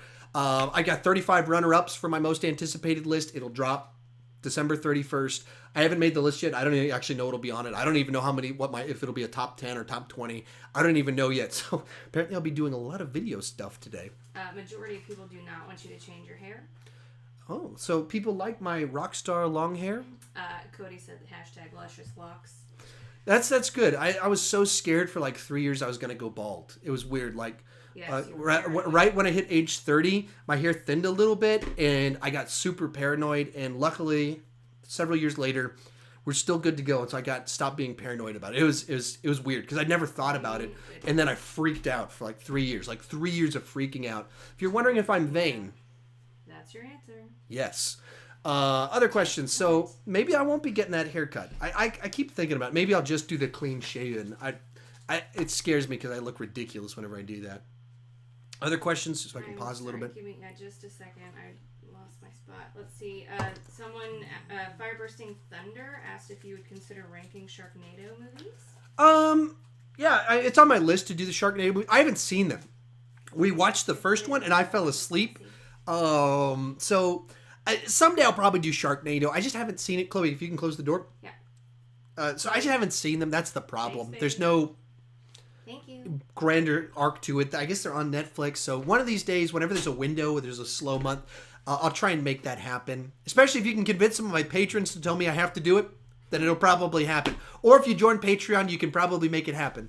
As long as we're talking about Patreon, please consider joining me on Patreon. The link is down below. If you enjoy my channel, want some exclusive content, want to be able to convince me to rank the Sharknado movies, consider supporting me on Patreon. They get to suggest movies for me to review and rank on there, and then I'll have them vote on which one I'm going to do, and then that's the one I end up doing. They have some extra influence into my ear to convince me to do things, and if they tell me to cut my hair, I'll cut my hair, and if they tell me to keep my hair, I will keep my hair. That's how powerful of an influence they have.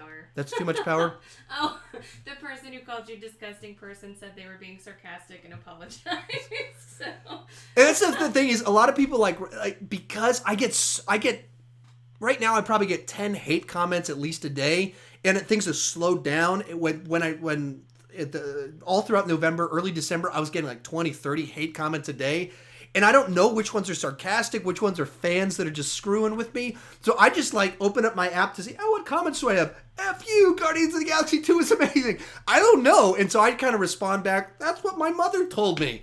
Or I respond back, thanks, tell me what you really think. I don't know what to respond when people say stuff like that. So it's always kind of interesting to see what happens. And I don't know. And other times people will defend me. Like Cody Leach will leave some F this guy if he doesn't like Guardians of the Galaxy Volume 2. And so I'm cracking up and someone else is like, don't be mean to him. He's explained himself well. And they defend me. So it's kind of fun, the nature of internet communication when you can't read expressions and emotions and things like that. One more thing before I get into the top 50 movies. So we're over halfway by just a little bit. Back to your vanity, Ninja Warrior Superstars said that Chris Stuckman is his second favorite YouTuber after you. Yeah, this week's been a lot of Chris Stuckman comments. There's a whole line of guys who are there was some guy somewhere out there Chris Stuckman is pissed off that you're ripping off Chris Stuckman or ripping him. Chris Stuckman is off somewhere pissed off that you're ripping him off, which is hilarious because Chris Stuckman has almost certainly never heard of me, has no clue who I am. And then I'm like, what? Because I talk about movies and I have my movies behind me? This wasn't even my idea. I think she was the one that came up. It was an idea that just kind of happened. There's no deeper thought to it. What? And then someone else comments on that one where there's this guy's ripping off Chris Stuckman. Then someone comments, goes, except for the annoying yelling all the time. It's like, what? Annoying yelling all the time? My communication style. I'm not yelling right now. So anyway, there's a handful of people that comment on me screaming all the time. Should I stop screaming all the time? Should I tone it down? Let me know. You guys have great influence. Or join me on Patreon, and my patrons will decide, will I stop yelling and start talking more at my normal cadence, or should I keep yelling? I think you've had enough caffeine. That's true. A little bit too much caffeine while being too tired and talking way too much. We are now at an hour and a half into this deal, and I've been talking for 90 minutes straight. So you lose a little bit of sanity when you do that. But it's actually kind of funny. Whenever people from my work discover that I do this and they check it out, they don't know me from my past life as a public speaker in church world, a preacher guy. And so they only know me as kind of a little bit more soft-spoken. And so they see me on here and they're like, you're so vibrant and you're yelling and you're screaming. In real life, I'm an introvert and don't really talk to people much, or, you know, so it's always fun to see the difference people that, and whenever I meet people in person from YouTube, and I haven't met too many people, I actually tell them in advance, like, I'm going to be different. Like if I'm not super energetic, I'm listening. I'm just not the person you think I am in real life. I'm much more toned down in real life, which a lot of people get the wrong impression and just think I'm stuck up or rude, and it's not that at all. All right, with that said, we have moved to the top 50. Top 50. So, one more drink. And I'll just say right here, these ones are all good movies. From here on out, we're going to talk about good movies that perhaps have some flaws, but these are just, I would say, good, solid movies. At number 50 is Murder on the Orient Express. So this one came out, a month ago or so, and a good murder mystery. Not great, but a good murder mystery with an amazing cast. And perhaps that's somewhat why it felt a little bit disappointing in that when you have such a good cast, Kenneth Branagh's a great director. There are a lot of great things about it. The end result for me, I didn't know the end of it, but I knew the general idea of what the twist was. So when it got to it, it didn't have as much punch for me as it did for other people. What? What are we talking about? Murder on the Orient Express. Oh, stop it. You're so mean. I said you liked a movie. That's not what you were implying. Uh-oh. That was a bad move. She gave me a look. She might have had two meltdowns during the movie. And I heard that from a lot of other people. A lot of people found the ending very emotionally satisfying. And there's some, if there's a certain things that value sets and ideas of human relationships that move you, the end of this movie can probably be very impactful for you. Coming in at number 49 is a movie that I know some of you guys had on your worst of the year list or most disappointing of the year list, that for us, we were like, what? I don't understand why people don't like this one. And it's almost certainly going to become a Christmas staple. A week ago, I put out a video, 7 movies I watch every Christmas. I almost guarantee you it's going to be 8 movies I watch every Christmas after this movie. Number 49, Daddy's Home 2. Oh, man. I don't understand the hate for this one at all. Not a great comedy. It's not at all. I'm not trying to defend the greatness of it. And if you said it was bad because it was so formulaic, a little bit lazy, I'm tracking with you. However, I mean, this cast, just in these types of scenarios, is watchable and enjoyable. Now, I probably like Mel Gibson a little bit too much. John Lithgow being the great villain in Cliffhanger. Love John Lithgow. Of course, I love Will Ferrell from... I don't know where I was going with this. Anyway, it's a movie that we just enjoyed. We were laughing. We had a great time with it. The third act is ridiculously hokey and cheesy. But the movie itself, we just liked. It's a good one. As a Christmas movie, I'm sure we're going to... It is... Actually, here's why I like it. I was watching it thinking to myself, Mel Gibson, this is what my dad was like. This is this mean guy making fun of everybody, and I'm kind of like that. I find everything funny in the universe, and so I always want to have someone to crack jokes about everything that happens. So I was just watching Mel Gibson in it, and other people this guy's just a jerk, and they found him off-putting.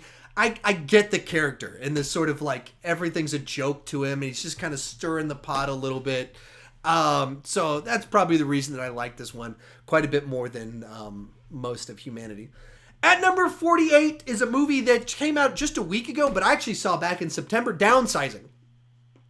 So this is a movie, by the time it came out, it just kind of opened with kind of a meh response to it. No one seems to love it. A lot of people disappointed by it. I saw it before almost everyone else did because I saw it at this film festival back in September, and I thought it was good enough, not great. The concept's really interesting. There's a supporting character. I don't know her name. I don't think I've seen her in anything else.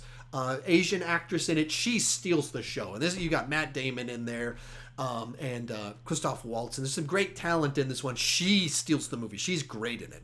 She's been nominated for some awards, and I'm not surprised by that at all. Movie in general, kind of... It's a movie that is about man versus himself as the conflict. It's about a guy discovering himself. And so as you're watching the movie, it feels like it's meandering and you're like, where's this going? Like there's some amusing scenarios, but it doesn't have an urgency to it. There's no imminent conflict. It's just kind of what's happening. And then the third act suddenly has urgency and imminence, and it feels totally out of place with the rest of the movie a little bit. But there's a lot of charm to it and fun to it. Like I enjoyed it. It's one that, if she wanted to see it, I'd be happy to watch it a second time, but I'm not going to rush out.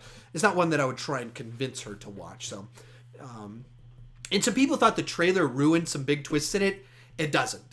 You think that from the trailer, but it doesn't really. It's only because they cast Kristen Wiig in it do you think the trailer spoils the movie. Is it still in theaters? Yeah, I mean, it came out a week ago. Okay, well, I'm going to see The Greatest Showman again before I see that in theaters. If you heard that, we've been talking about her in The Greatest Showman. She just said she's going to go see it for a third time before she would see Downsizing, which I believe that. She's going to probably... She's going to... It's not normal behavior. Yeah, she doesn't do that at all. She does not go repeat movies at all. Is this the only movie you've seen multiple times in the theater this year? Definitely this year. Yeah, the only movie she's rewatched in the theater.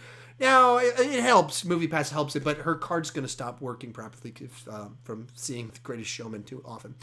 Nice. And because the strip will wear off. It's a joke on it. Oh, I see. I thought you meant they were going to stop me from seeing. Oh no, that's what someone in the chat board before all this started was like, has MoviePass revoked your card yet for seeing 103 movies? No, they like me. I've actually made money on them. Number 47, Pirates of the Caribbean, Dead Men Tell No Tales. I need to rewatch this one to decide if I want to go up or down with this one. I thought it was good enough. It's not great, but it's passable adventure. It was more of Pirates of the Caribbean without making me mad, which some of the other ones made me mad, frustrated me, like, what are you guys doing? This one was like, okay, this is a nice continuation with some character moments that I think actually kind of work, that progress things, that justify it existing. Not great, but good enough. Coming in at number 46, this is another one I saw in some people's like most disappointing lists or worst of lists. Two different people today. I watched the videos of them saying that it was most disappointing or worst. Sleepless, which I didn't even know was memorable enough to be on a list like that. So Sleepless was an action thriller starring Jamie Foxx that came out in January. And it's a January action thriller. It's not great or anything like that. It's based off of, I believe, a French film. And I just enjoyed it enough. If I watched it as the way I would watch any red box action thriller that I would rent, and on that level, it gave me what I wanted out of an action thriller, just passable entertainment. If you go into it expecting like a great movie, disappointing. If you go into it expecting just an action thriller, that's my genre. Action thrillers, I love that stuff. So it worked well enough for me. I'm going to do a big pause. I'm itching my nose. She's going to ask a question. Well, when you transition, apparently part of the problem that's causing the sound things is you do your number big. So if you could talk just a little quieter when you go to the next number, hopefully that'll save their ears a bit. It's a transition that's giving them problems. Yeah, so when I edit my videos, one of the ways that I'm able to edit faster is that every time I go, coming in at number, it makes a spike in the waveform that I can recognize. I can recognize the words that I'm saying from the waveform because I so consistently say, coming in at number, that I know what that looks like. And I can just go, right, there's the next one, cut, saved 30 seconds of editing time right there. Fun fact. Coming in at number 45, The Space Between Us. Another one I saw on some people's worst of the year list. It's one I actually meant to watch with her. We just haven't watched it yet.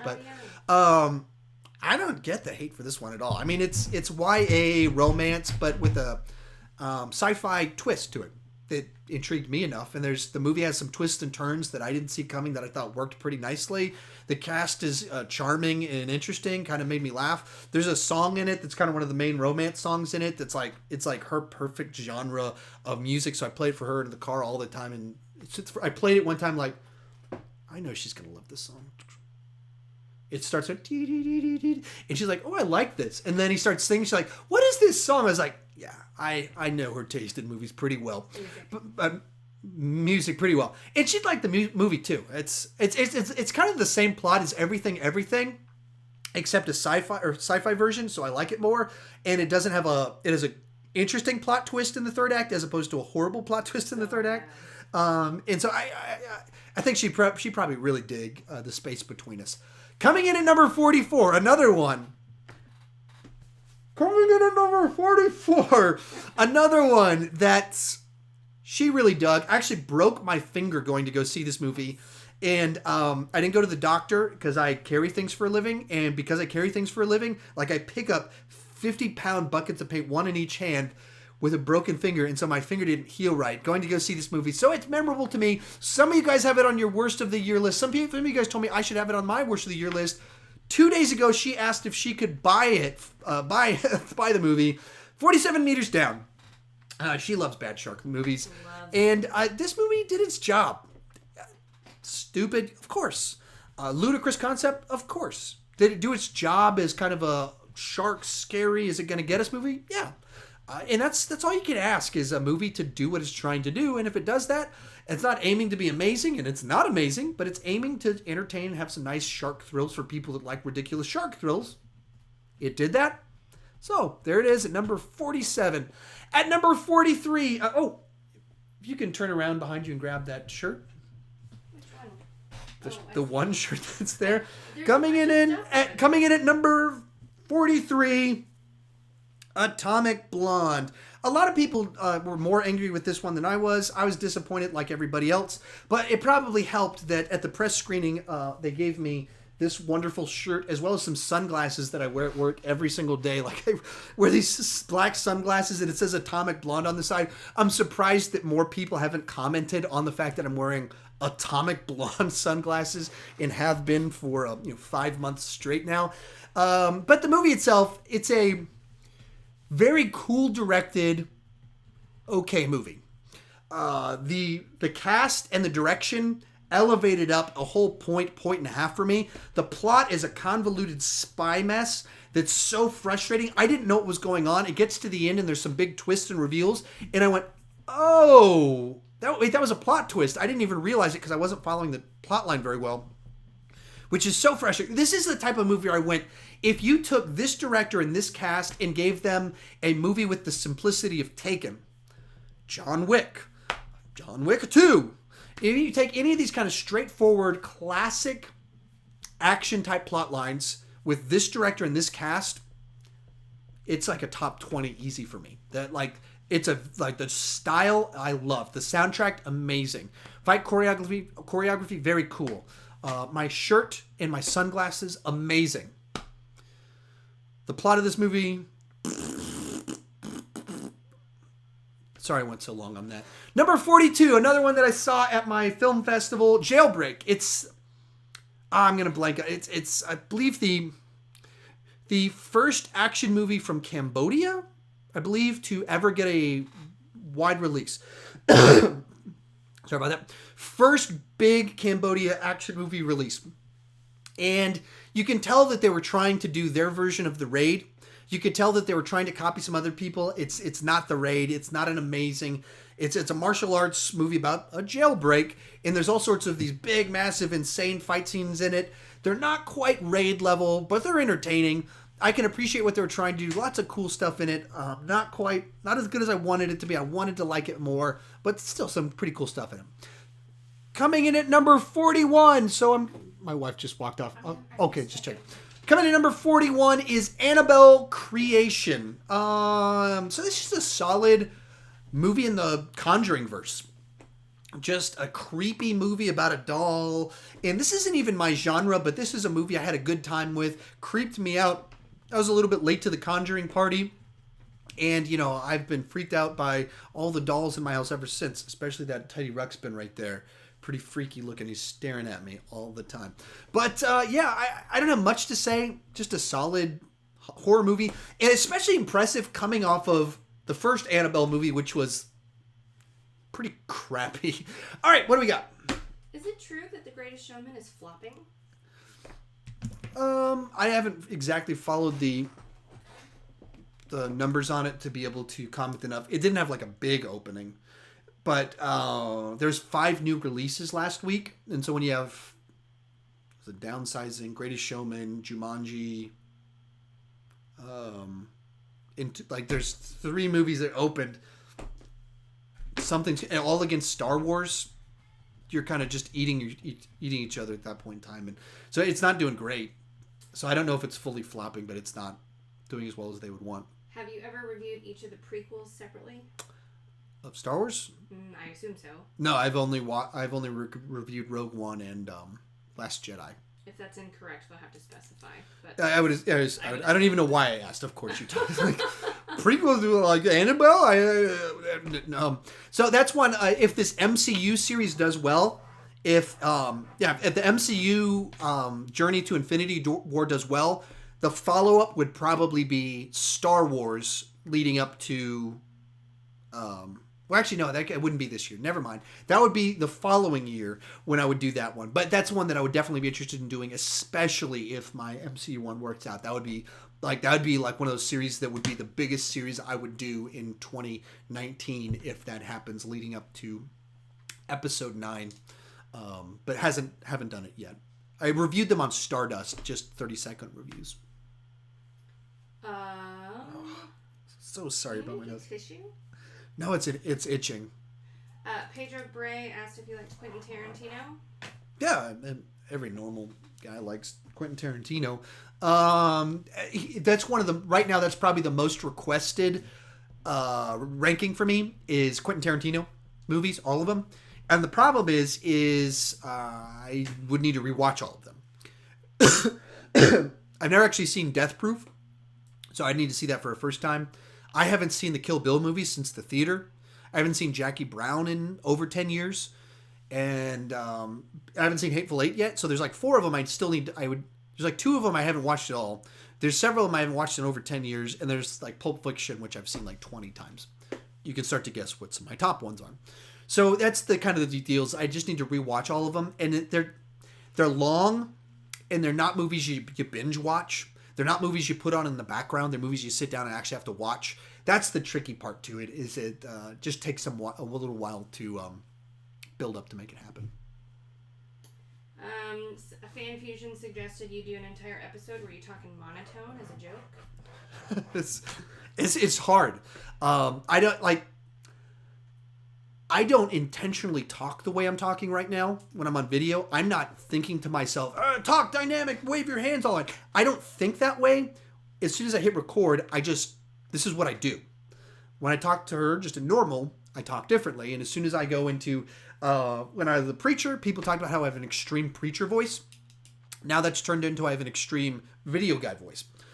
And it's not intentional. It's just I've been doing this a long time, and it's the way my brain thinks. When I go into monologue mode, I just faders go all the way up to 10, and I start talking differently. So to not move my hands around, which I get a lot of complaints about too, that I move my hands around too much. To not move them takes mental effort. I have to stop to think to do that. To talk in a monotone, I have to actively do this. I'm having to think about this, and I don't even know what to say because I'm putting so much mental effort into talking monotone and not moving my hands. Do we have any more thoughts? Sorry. Nebula made a joke. Sean Chandler in the film festival, better love story than Twilight. I thought that was funny.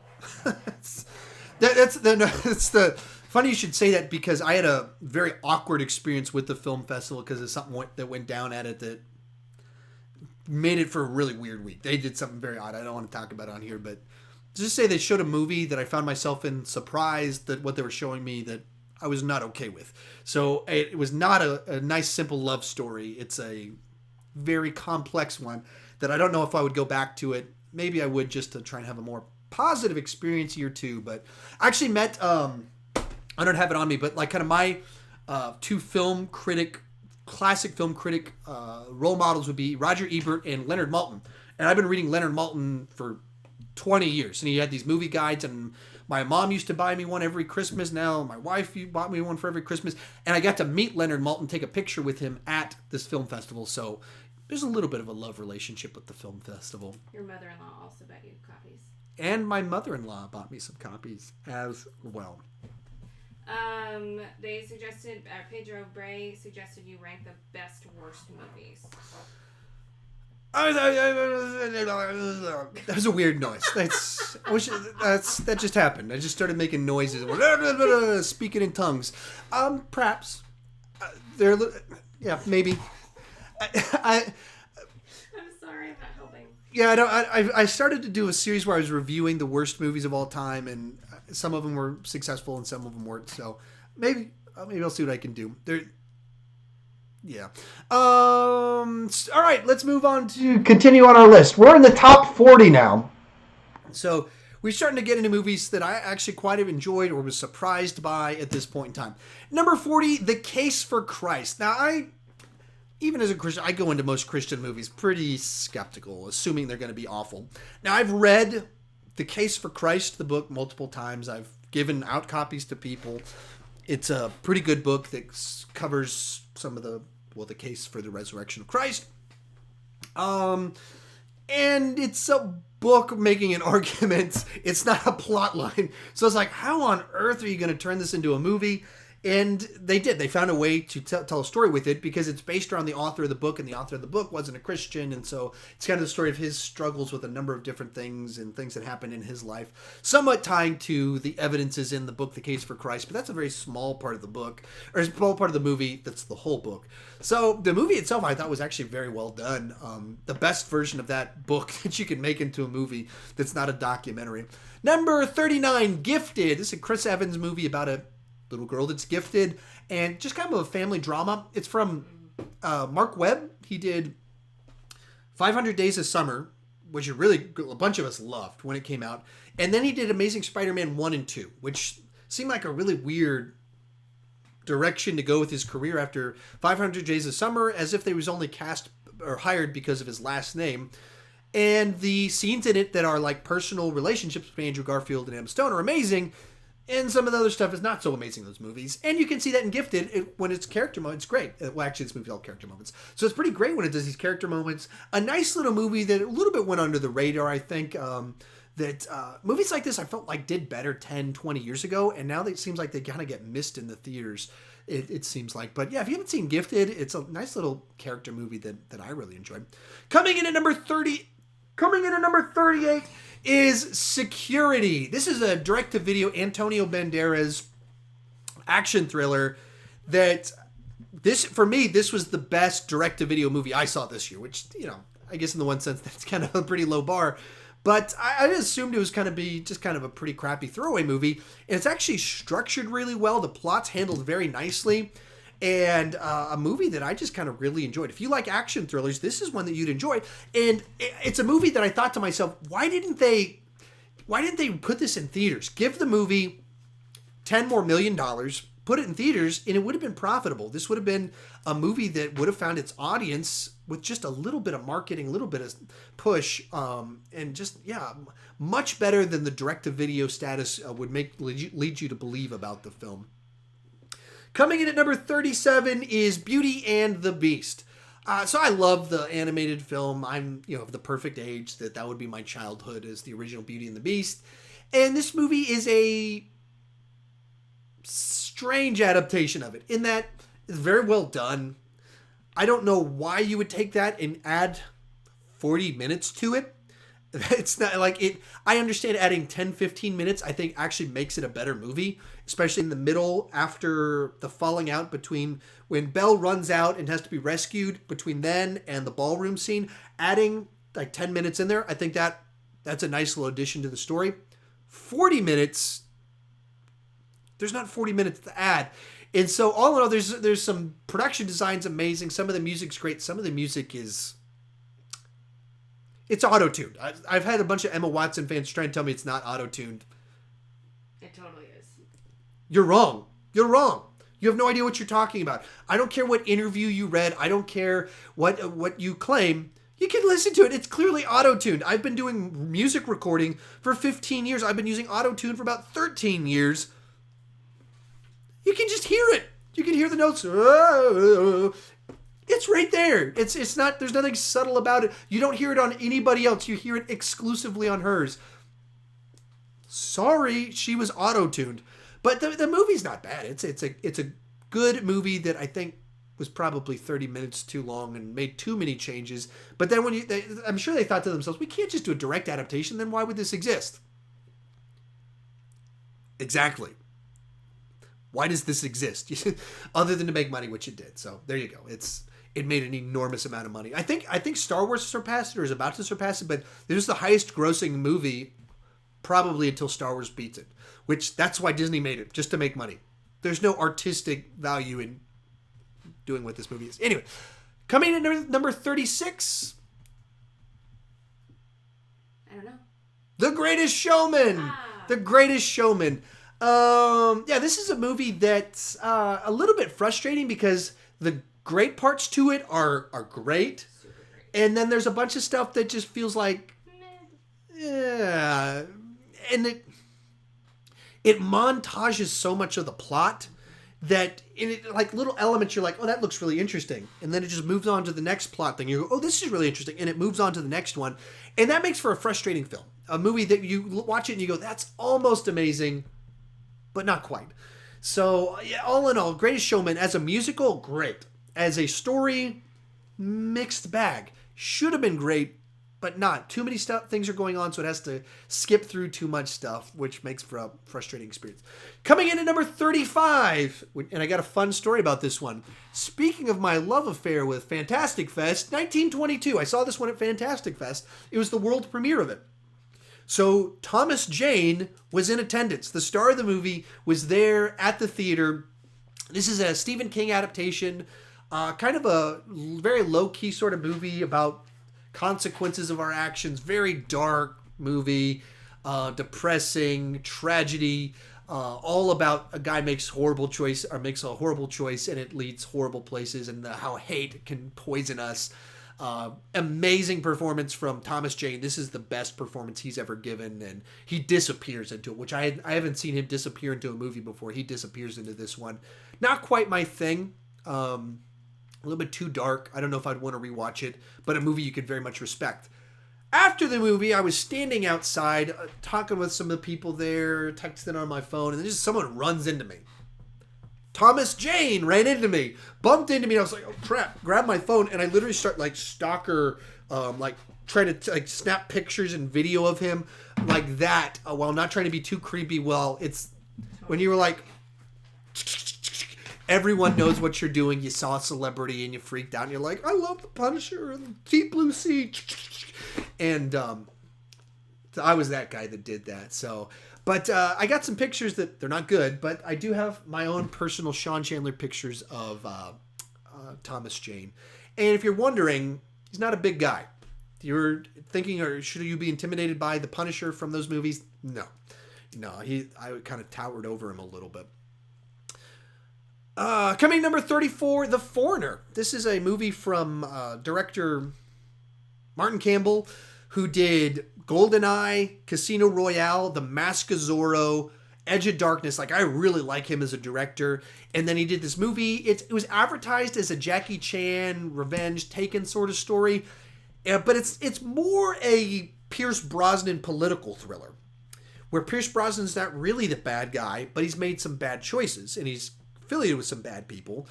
And Jackie Chan's not necessarily the good guy, but I really enjoyed it. I probably overpraised it in my review a little bit, but it's a very solid action thriller, especially if you go in knowing it's a Pierce Brosnan political action thriller with a strong Jackie Chan action, Liam Neeson-ifying Jackie Chan's plotline to it. If you go in knowing it's that, you'll really enjoy this movie. It's very well done. A lot of people are disappointed by it because they thought it was just going to be the Jackie Chan one, but I thoroughly enjoyed that movie. Coming in number 33 is Split, a movie I went into it like I hadn't seen a new M. Night Shyamalan movie in over 10 years. So that's a long time to not see an M. Night Shyamalan movie. Went into it, heard a friend of mine, speaking of Fantastic Fest, a friend of mine saw Split 4 or 5 months early at the previous year's Fantastic Fest. He went to that film festival and they played it at it. And the only thing he said about it is, I did not see that twist coming. So I saw the movie waiting for the twist, trying to guess what it was. It was going to be this M. Night. I did not see that twist coming either. Very thoroughly surprised, pleasant film, very cool, made much better by that final twist, and so excited that they did that. Like, that they were able to make this movie and have the twist and reveal that's in this movie. I'm shocked Hollywood allowed them to do that. You don't get that a lot, that Hollywood would not take something like that could very easily better market the film. And I think the movie's box office rewarded it for them doing that. People were excited about it. It got buzz. And people are excited for M. Night. They love a redemption story. They love Hollywood making a right choice and marketing the movie properly. And the movie did well. Number 32 is Power Rangers. I assumed this was going to be garbage. I didn't know how you're going to do Power Rangers, and how do you take a show that recycles Japanese cheap, whatever you would call that, recycles footage from Japanese movies with kind of teenage soap opera type stuff. How do you turn that into a modern blockbuster? And they did it. It really did kind of have this John Hughes kind of vibe at parts of it, with this odd batch of people in detention kind of hanging out, having to figure things out. And it gets a little bit weird when it transitions into the Zord stuff. Probably should have sprinkled more of the Power Rangers action throughout the movie. But all in all, a very good movie that I'm disappointed it didn't do better, because we probably won't get a sequel. And I think the sequel would have taken the best elements of this and resolved my issues with the first one to make a movie that would have been even higher on my list. Number 31 is Free Fire. This is a cool little movie. It went under the radar. It's basically about a gun heist, or not gun heist, a gun deal that goes bad. And so you got like 3 different factions of people all trying to do this gun deal, and a firefight breaks out. And the whole movie takes place in this one warehouse of everyone trying to escape. And it's a ton of fun. Earlier on this list, what feels like eternity ago, I talked about Let the Corpses Tan. Very similar sort of movie. This one was just a lot more enjoyable for me. Fun cast. It's set in the 70s. If you like kind of like Reservoir Dogs, if you want a kind of a cheap poor man's Tarantino, and I say that as a good thing. That's not a diss. That's a compliment. Check out Free Fire. If you like Tarantino stuff, especially his 90s stuff, check out Free Fire if you haven't seen it. Just a fun little movie. Definitely a Tarantino-y vibe in it. There we go. All right, we're at our next break. So a while ago, Colin Howell suggested you rank the DreamWorks movies. Yeah, I get a lot of people asking me to rank the DreamWorks movies. I don't know how many there are or what they are, and that's part of the problem. With some of these ones where I would just have to watch a lot of movies to catch up on it. I need to do my homework just to figure out what that full list of movies is to start being able to do catch-up work to do it. Because, I got kids, so DreamWorks, I can always be like, one a week we'll watch one with my kids. Once every 2 weeks we'll watch one and build up to it. So I need to find whatever the next big DreamWorks movie coming out is so I can build up to it. That's actually what I need to do. If you guys can tell me what the next big DreamWorks movie is, I'd love to hear it. Maybe we can make that happen. Zach Dragon heard that John Wick movies were a joke. I was pretty sure you'd have something to say about that. I mean, I don't know what that... It's a weird comment because, like, I'm sure you heard that from someone. That's just some guy's opinion. It sounds like the opinion of, like, a high schooler. It's what it sounds like. These movies are just a joke. The John Wick movies are very well respected. They're people that don't normally like I'm a guy that always likes kind of action thriller or cool choreography movies. But people that don't normally like those movies like the John Wick movies. Both of them are very good. The first one, most people think the first one's better, and the second one is a very good follow-up. That's the general consensus. Both of them have very strong Rotten Tomatoes scores, and they're like, people love those movies in the film community because they're so they take a fairly standard type of action movie premise, a revenge story, and they do this world building with it of this cool mythology of the Continental and make some cool stuff out of it. And then it's Keanu Reeves at kind of in his spot, which is to say that a kind of stoic and an actor that he goes all in on action movies. He learns martial arts. He learns the choreography, so he sells it great. And the choreography here is amazing. So whoever told you that, that's a weird comment. I don't know how to respond to it because it's, if you didn't like it, cool. But there's not a reason to say something's a joke when you're just saying kind of a weird opinion that's contrarian.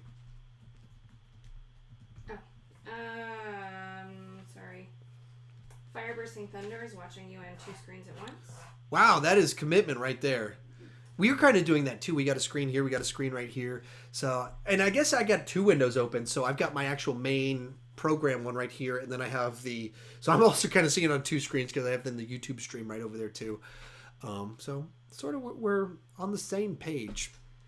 I don't know what this is, so forgive me, but Benjamin Sagman is suggesting... Oh, Benjamin Sagman. I think he might be the one. He might be the reason we're doing this. Sometimes I get confused. He might be the person that requested that I do this as a live stream. So he could be the reason that this is happening right now. Okay, I wasn't saying I didn't know who he was. I was saying I don't know what Getting Over It is. Is it a show? I have no idea what that is. Well, he suggests you do Getting Over It with Bennett Body. Neither of those things mean anything to me. I don't know what you're talking about either. So he's going to have to give us more information, I guess, because I don't know. But Winston Shee, I don't know if I'm saying that right, suggests you do Preacher Voice when you get to 100,000 followers. Preacher. Like do a video in Preacher Voice. You guys are, well, I don't. I always wonder what to do with some of these milestones. I'm going to hit 10,000 in January sometime, which is really weird to think about. But I try to think, what things should I put out there? It's very odd to me because I've kind of been a public figure my whole adult life in different, like a very different sense before now. And now I have like this very large audience of people that know me kind of inch deep. They know my movie tastes really well, but they know very little about me. And I like to be understood. And so I think about sharing things, and then I go, I don't know if there's any value in sharing all of that, but so I've thought about trying to like reference more stuff about, you know, my mysterious past, but I don't know. Preacher Voice. One more, and then we're going into the top 30. We're getting close. Over 2 hours straight of talking, and I'm still in the same Dr. Pepper, and I don't need to go pee. So that's pretty cool. Oh my goodness. What's your favorite CW show? I don't know. That's hard. I mean, Arrow or Flash. I don't know which one I would pick, because Arrow's highs and just general nature of it would be higher, but it's kind of dipped in quality, and I don't like some of the stuff they're doing. And Flash, also I don't like some of the stuff they're doing, so I don't know. Arrow or Flash.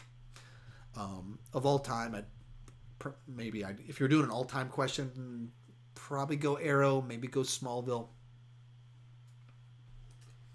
You said that was the last question. Yeah, I forgot what I was doing. I'm losing it a little bit. Coming in at number 30. See, you guys told me to not yell so much. Number 30, Fate of the Furious. So I saw all the Fast. I've seen all. I think I've seen all. I didn't see Tokyo Drift, but besides Tokyo Drift, I've seen all the Fast and the Furious movies in the theater. Wasn't crazy about the first one when it first came out. Just kind of like, okay. Second one, actually got a pretty good kick out of. Another movie I went to go see with my mom. That one's a little bit weird because there's a lot of like, look at her butt, girls in bikinis, and when you're sitting there with your mom, and that's kind of one of the you know, the 3 big things about the movies. It's a little bit awkward, but then she's really into cars, so she's always really dug the Fast and Furious movies even before I was really into them. Fast 5 came out. Knocked it out of the park. Just loved that movie. Just a great popcorn movie, a great Taco Bell movie, as I call them. And so I've been a huge fan of the series ever since then. Fate of the Furious got a little bit too dumb. Stretched things a little bit too thin. We're getting close. We're getting close, Claude. But, you know, still, the formula still works for me. I'm still on board. I know a lot of people, this one went too far, and it's just diminishing returns for them. For me, I still got a big kick out of it. Just a fun time at the theater. Dumb.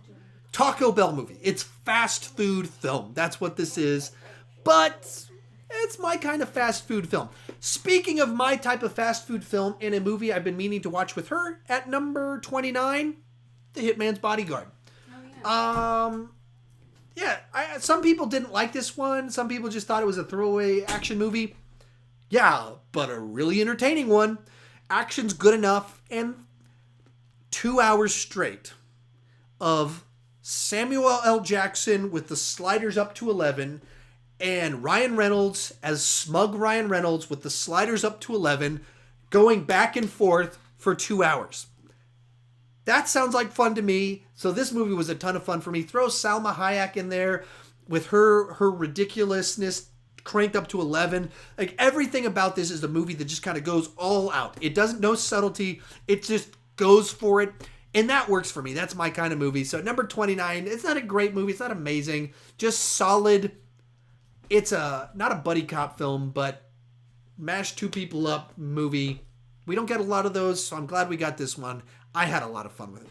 Number 28, the Lego Batman movie. Not much to say about Lego movies. They have a chaotic energy to them, and this movie managed to take that with the Batman mythology and make it work. And somehow worked in Voldemort too. It worked Voldemort into Batman, and they pulled it off. So it was very Lego, very Batman, and it had heart to it, charm to it. Being that my son plays Lego Batman, the video games. His room is Lego Batman. All the time. His room is Lego Batman. I'm glad this one was good because it's a major part of my family and my household is the Lego Batman movie. So that was a ton of fun.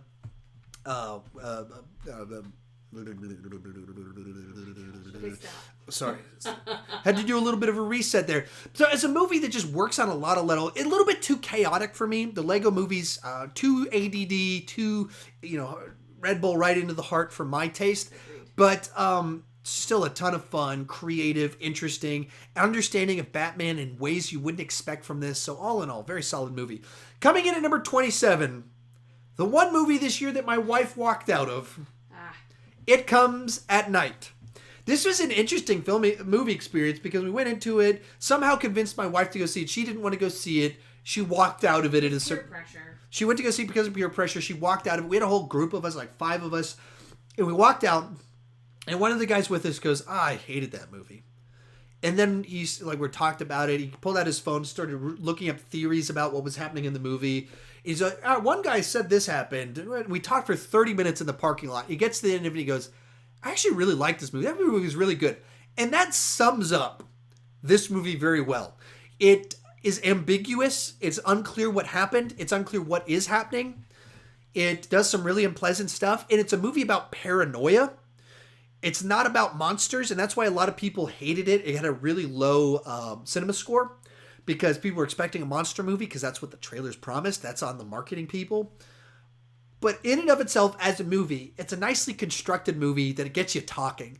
It'll make you mad. Does some stuff that's really unpleasant. That's why she walked out. Pretty unpleasant plot point.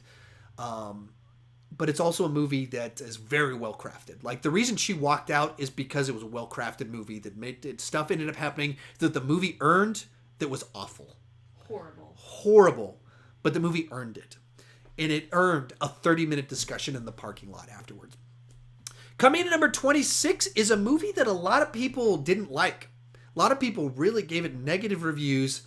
I really enjoyed it. My buddy Cody Leach just watched it 2-3 days ago for the first time, and he really liked it. Like, he was messaging me while he was watching it, being like, why did people hate this movie? Like, is this going to get crappy in the last 30 minutes? And he got to the end, he was like, why did people hate this movie? American Assassin. I don't get the negative reviews for this one. So I read the book.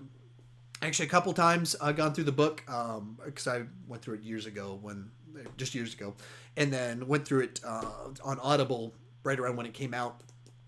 And this is my kind of movie. Once again, an action thriller with kind of some military guy that's trained to do stuff, taking bad guys out. The tough guy trainer played by Michael Keaton, amazing casting. Just makes for my type of thing. Just all in, it's really cool stuff. The first half is a lot stronger than the second half. It gets a little bit just kind of generic 24 type stuff.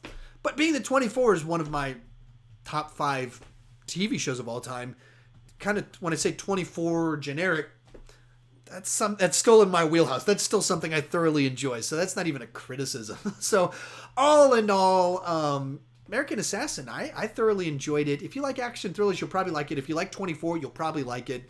I do not understand the criticisms. It feels like one of those movies that just feels in style, or the type of movies out of style. And some of the kind of explicit patriotism of it, and let's go get the terrorists, that's kind of out of fashion right now. So as opposed to when 24 first debuted, that was very in style. So it's a movie that feels maybe just 10 years late. So At number 25, a great movie. Actually, this one maybe should have been a little bit higher on my list, perhaps. Hidden Figures. One of the first movies we saw this year. We got to go see the press screening at it, waited a couple hours in line to go see it, and great movie. Even as I'm saying this right now, probably should be higher up on my list. It's funny. It's got that underdog story to it. It's a piece of history. Kevin Costner's great. Well, everyone in this movie is great. And I don't even I don't even know the girl's name. One of the ladies in it, super charming and fun. She's not an actress. I guess she's a singer or something like that. But I don't even know her name. And she's like stealing the show. One who went to school. Yeah, the one that went to school. Okay, I'll find her name. All like one of those movies where everyone steals scene stealing. Kirsten Dunst is in it, and you don't really like her, but then they give her an arc. Just everything about it. This is great. Anyway, let's. At the moment, it's at number 25. Let's actually say that this one's like number 15. Just even though I screwed up my ranking as I'm talking about it. That one absolutely deserves to be higher up on the list. Her name? I think it's Janelle Monáe. That sounds right, Janelle Monáe. Oh my goodness. Did someone say something or just my drinking? No, ignore it. No, you're not ready for questions, right? No, you just made a noise. Number 24, Star Wars The Last Jedi. This one required 2 viewings for me to decide what I thought about it. And I still haven't really decided. In many ways, it's very well directed. There's some sequences in it that are great. And then there's some decisions in it that are odd. Like their goal was, we want to subvert expectations. We want to go somewhere else. You're expecting a big reveal about Rey, so we're going to give you something else. You're expecting it to go here. It's not. You thought this was going to be important. It's not. You didn't think this was important. It is. So it does so much of that it didn't give me something to get excited about. There's a couple scenes, the saber battle where 2 people partner up. Great. But every time you almost got on board with it, subverted it with something else. And breaking your expectations. And there's some big plot holes. The whole Finn stuff with the casino. Weird. Don't get what you were going for. And there's a scene where Luke milks a sea cow and drinks it. Luke milks a sea cow straight from the sea cow into his mouth, and it like looks at the camera while he's doing it. That's weird. That's a weird thing to do. Anyways, I've talked about that one a lot. At number 23 is Thoroughbreds, another movie that I saw at Fantastic Fest. This is a cool little movie. I went back and forth on where I want to put this one, and the more I thought about it, the more I go, that's a cool little movie, Thoroughbreds. And it's a movie from a guy that was a playwright, and he wrote this one, not sure if it was going to be a play or a movie, and it's essentially strangers on a train, except with 2 high schoolers in a rich kind of family. And super cool. I don't know one of the main girls' names, and the other one is Anya Taylor-Joy. Right, Anya Taylor-Joy. She's was in Split, the girl from Split, and it's those 2. And then Anton Yelkin, I believe his last film, he's in it, which is a little bit unsettling as you're watching the movie. But really cool little movie. It uses sound incredibly. Like there's some sounds. So if you watch the trailer, you can hear it in the trailer too. And there's like an exercise machine upstairs and this sound that's all throughout the movie. It's really cool. Which is, I'm pretty sure because he comes from a playwright background, that's how you do stuff in plays, is uses sound, and brought it to stream really well. So I'm excited. This one comes out, I believe, in March.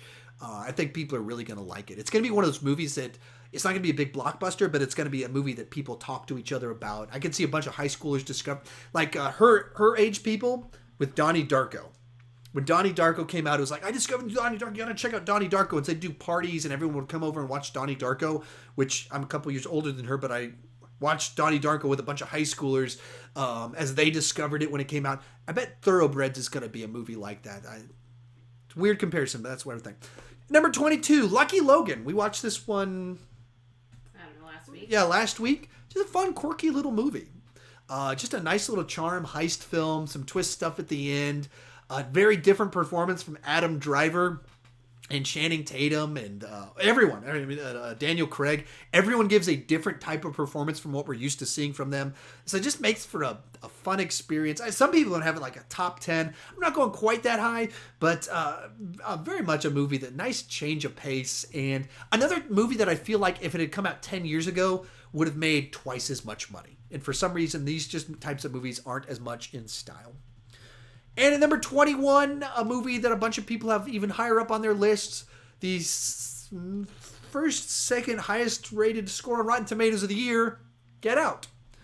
So I enjoyed this movie. I didn't go gaga over it the way a bunch of people did, so that's why it's at number 21. Very interesting movie. Great first time film for Jordan Peele. Great ideas in it. Kind of a Twilight Zone sort of vibe to it. So interesting to see what she would think of it, because she really likes the Twilight Zone. So she might really enjoy it if she saw it. She might hate it as well. So interesting little film. This is one that I feel a lot of people are way overhyping. It's super overpraised, which makes me want to kind of push back on it. But at the same time, I want to root for Jordan Peele, so I'm not going to push back. Those two things cancel each other out. I just wish some people weren't like, it's the best movie of the year. Best? And some people are like, it should be nominated for a bunch of Oscars. That seems a little bit like you're liking the message and the agenda of it rather than wanting to actually praise the film. Very good movie. Best of the year, that seems like a bit much to me. All right. What do we got? Well,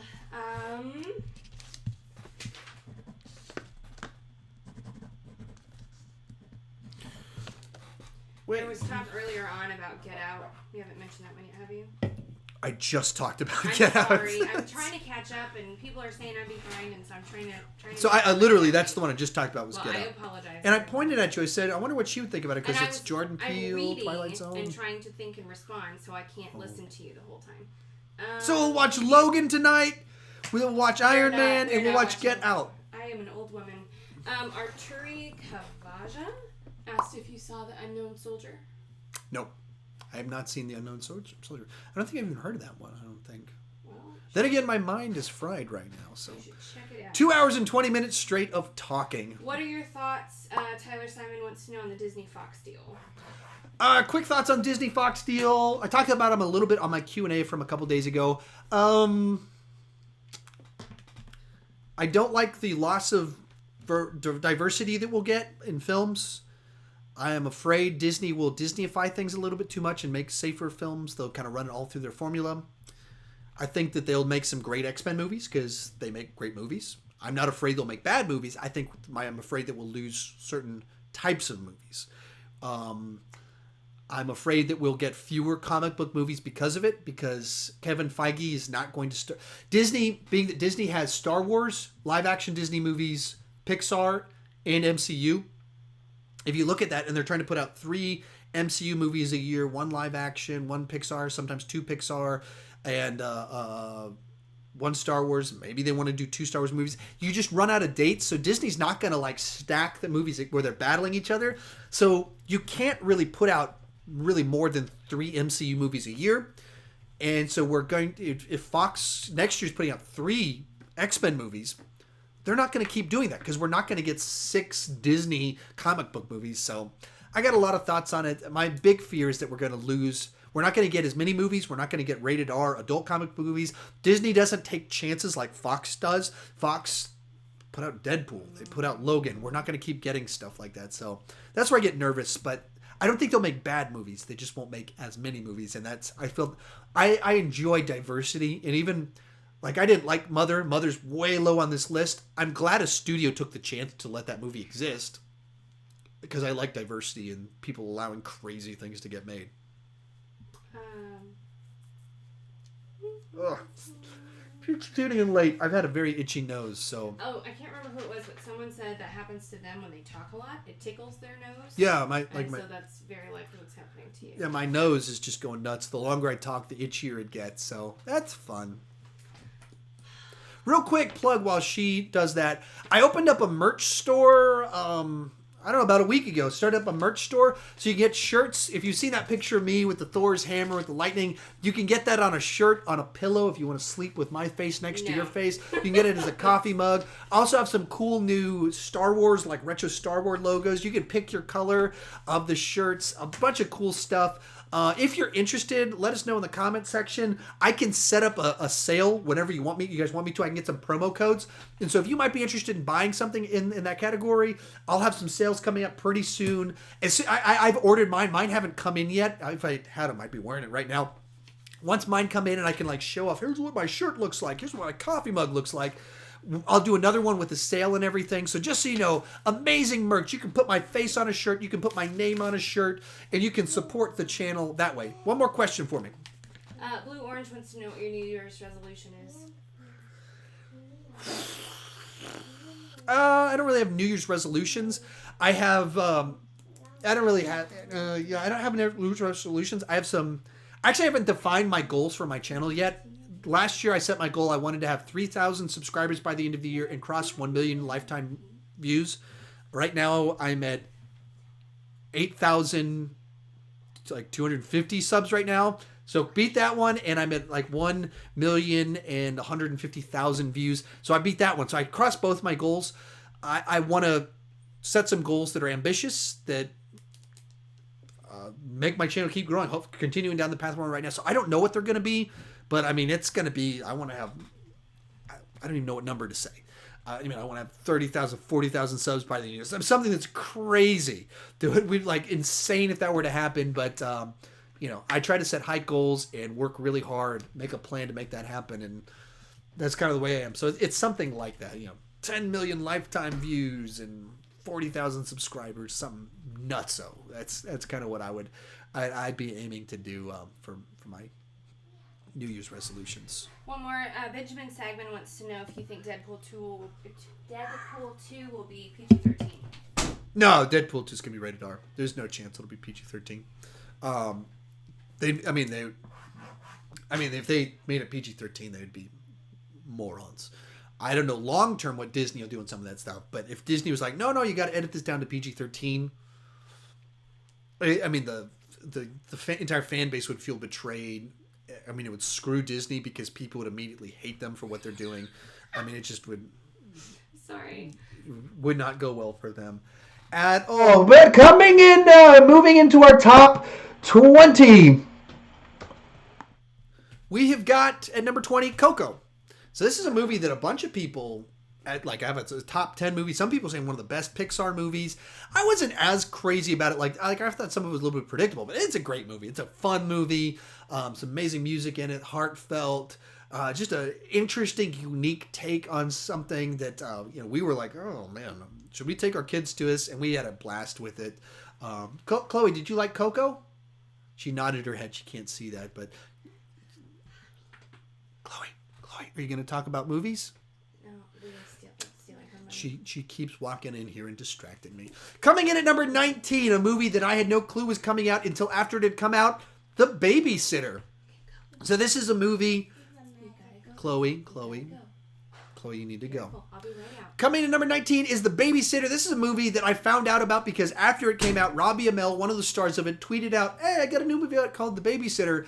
And then I saw a bunch of people talking about crazy, weird, insane movie. You got to check it out. Don't watch the trailers. And then I watched it having not watched the trailers. And it's crazy, weird, insane. It's directed by Mick G. So I wasn't like, Mick G, I don't know what I'm going to get out of this. And it's like a coming of age story. It's horrifying. It's violent. It's funny. It's fun. Just it's like a very Mick G movie. It's loud, obnoxious, but in the best ways possible. Such a pleasant surprise. And it's one of those movies you go, yeah, Mick G, this is your thing. Keep doing this. You found your sweet spot. It made me go, the girl in it, the babysitter in it, is Hugo Weaving's niece. Made me think she's probably going to be in a bunch of stuff pretty soon. She's going to find her spot pretty easily, pretty nicely. Was it a Netflix original? Yeah, it's a Netflix original movie. So all in Netflix is knocking it out of the park. I've always been a huge fan of Netflix. I've been a subscriber with them for 15 years. I had the DVD service, and then they started the streaming stuff, and I was like, this is the future right here. And then it was the future, and then it just became that. Then they started doing original programming, and they've done great stuff with that. I'm a huge fan of Netflix. You might have just yelled at the mic. I didn't catch it, but just you killed a few people. Coming in at number 18 is Baby Driver. Edgar Wright, of course, is going to be clever, fun, exciting. And the thing that makes this one especially interesting and unique is that its way of editing the burps, the action to the music. And so music is this key element that's kind of infused into it and tied in with the editing, which makes for just a unique experience. The actual plot line of it is the plot line of 1,000 action thrillers, but the style, that Edgar Wright take on it, is what makes it so unique and interesting. Just a fun, exciting time. She hasn't actually seen it yet, so I bet she'd like it quite a bit. Coming to number 17 is Jumanji, Welcome to the Jungle. I thought this movie looked terrible. When they announced it, I was like, oh, that's a bad idea. The trailer didn't interest me all that much. Ugh, sorry. And then I started getting more and more excited for it. And I really dug it. I mean, it was just so much fun. Just as a pure adventure ball of fun, this movie just worked for me. It seems like it'd be really rewatchable sort of movie that just you put on in the background and have a blast with it. So thoroughly enjoyed it. The whole cast works. That's probably the thing that really kind of elevates it, is everyone's funny. There's not that weak one in the main ensemble. They all pull their weight and have something unique to the mix, and they have great chemistry with each other. Number 16 is It. I don't know what it is, but right now there's like this resurgence of, with Stranger Things and with It, of tweens in horror stories reminiscent of, either based off of or inspired by Stephen King stuff, and It pulls that off so well. I can't imagine that I'll ever be able to get her to watch it, but there's a lot of stuff in it that I think she would really enjoy if you could just cut out, the first 10 minutes that's really important to the entire movie. But all in all, just a movie where the kids have great chemistry. There's some great scares in it. There's some amazing Pennywise sequences in it that the way they're handled right. Some of the Pennywise stuff is so good, you're frustrated that there's not more of that in the movie. There's a little bit too much CGI, like Pennywise, and you wish you could have a little bit more of him talking to characters. But when that's your big complaint about it, you got a very solid movie. Number 15, another movie that I saw at Fantastic Fest. Another movie that I saw was at the grand premiere of it, and a movie that Frank Grillo, Joe Carnahan were in the theater with me doing a Q&A. Wheelman, action thrillers are kind of my thing, and this one's a very cool one. It's set basically entirely in a car, kind of heist movie sort of story, a lot of phone calls, car chase throughout the whole thing, and it works. Like, it's a first-time director, and it's a movie that works. And I guess Frank Grillo and Joe Carnahan have started a movie production company to make a bunch of these lower-budget action thrillers they used to be very common, now they're less common, and they're trying to bring them back, and they're partnering with Netflix to do it. They talked about doing The Raid. I wasn't really excited about that until I saw Wheelman, and then I went, yeah, I like this. I like what you guys are doing. I'm very excited what you're doing. Wheelman, I thoroughly enjoyed it. Probably overhyped it a little bit in my review, so I knocked it down a little bit. But overall, just a very solid movie that hopefully lots of people watched on the Netflix. Coming in at number 14 is Spider-Man: Homecoming.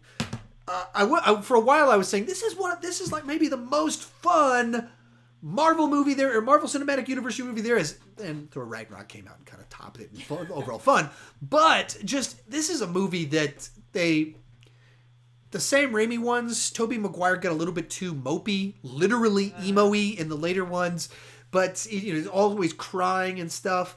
And there's a side to that in Spider-Man, but this is the one that just injected the fun side of Peter Parker into it, and injected modern high schooler into it. Not like the Sam Raimi ones feel like an outdated understanding of the high school structure. It's like Sam Raimi based high school in his movies off his high school experience from the 60s or something like that. Whereas this feels like modern high schoolers, and even some people have criticized it for having social justice warrior stuff going on, but it fits. That's what modern high schoolers are like and the sort of conversations they have. And so that didn't bother me too much at all that the movie did that. And so those are the types of elements that made it work. And Michael Keaton is, of course, great in it. I mean, just wonderful casting and giving us one of the best Marvel villains in that it fit the story. It's not trying to, like, you're going to blow up the city. No. He's a guy that's trying to do a heist, and it's an early Spider-Man in his career, so he's not trying to save the world. He's just trying to save a community and stop a bad guy. So you get this kind of Breaking Bad of the MCU type deal going on, played by one of my favorite actors of all time, because he's in Multiplicity, and we love Multiplicity, right? Yes, we do.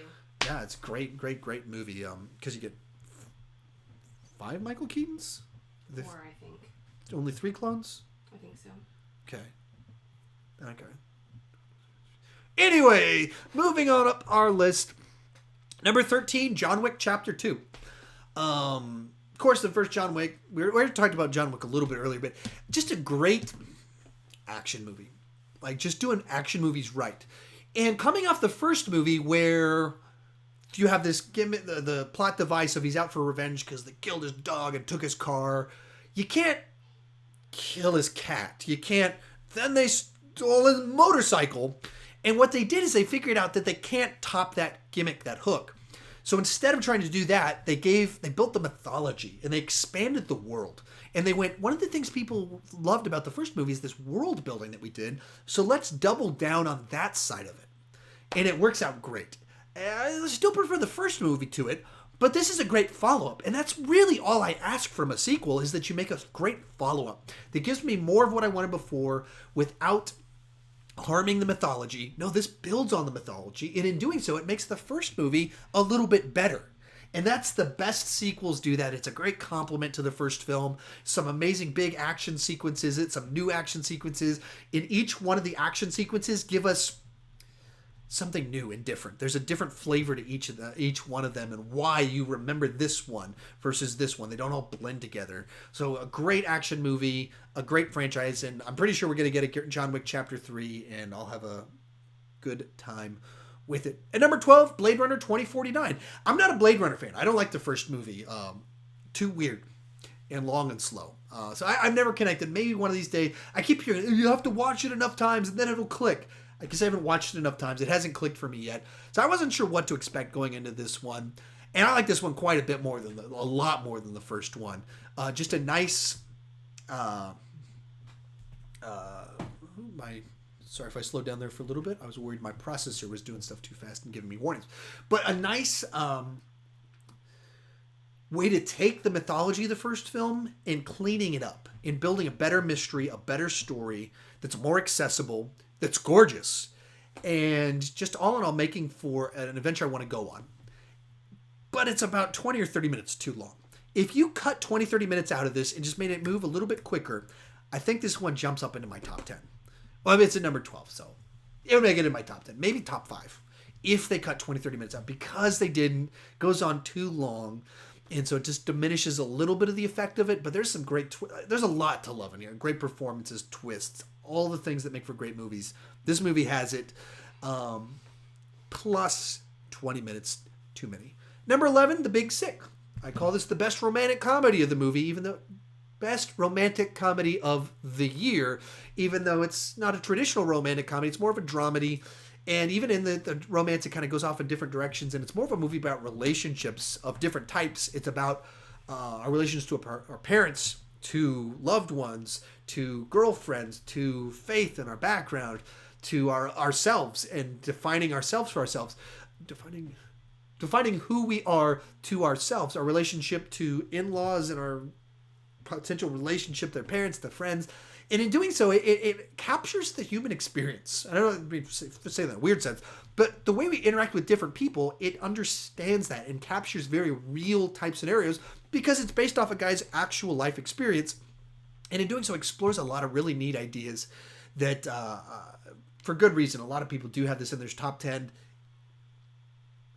It's not close to my top 10. Didn't quite make it. But that means it's time for our final pause before we get to the end. What do you got for me? I know you're talking to me.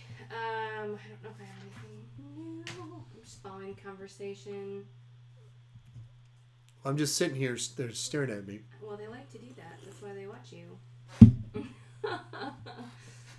They're commenting on what you're saying, talking about Blade Runner and what they liked about it. The scenery in the Blade Runner was a favorite. It says Arkham Knight. Tom Holland is the best Spider-Man, says Relic Gaming. Do you think he's the best? Think so?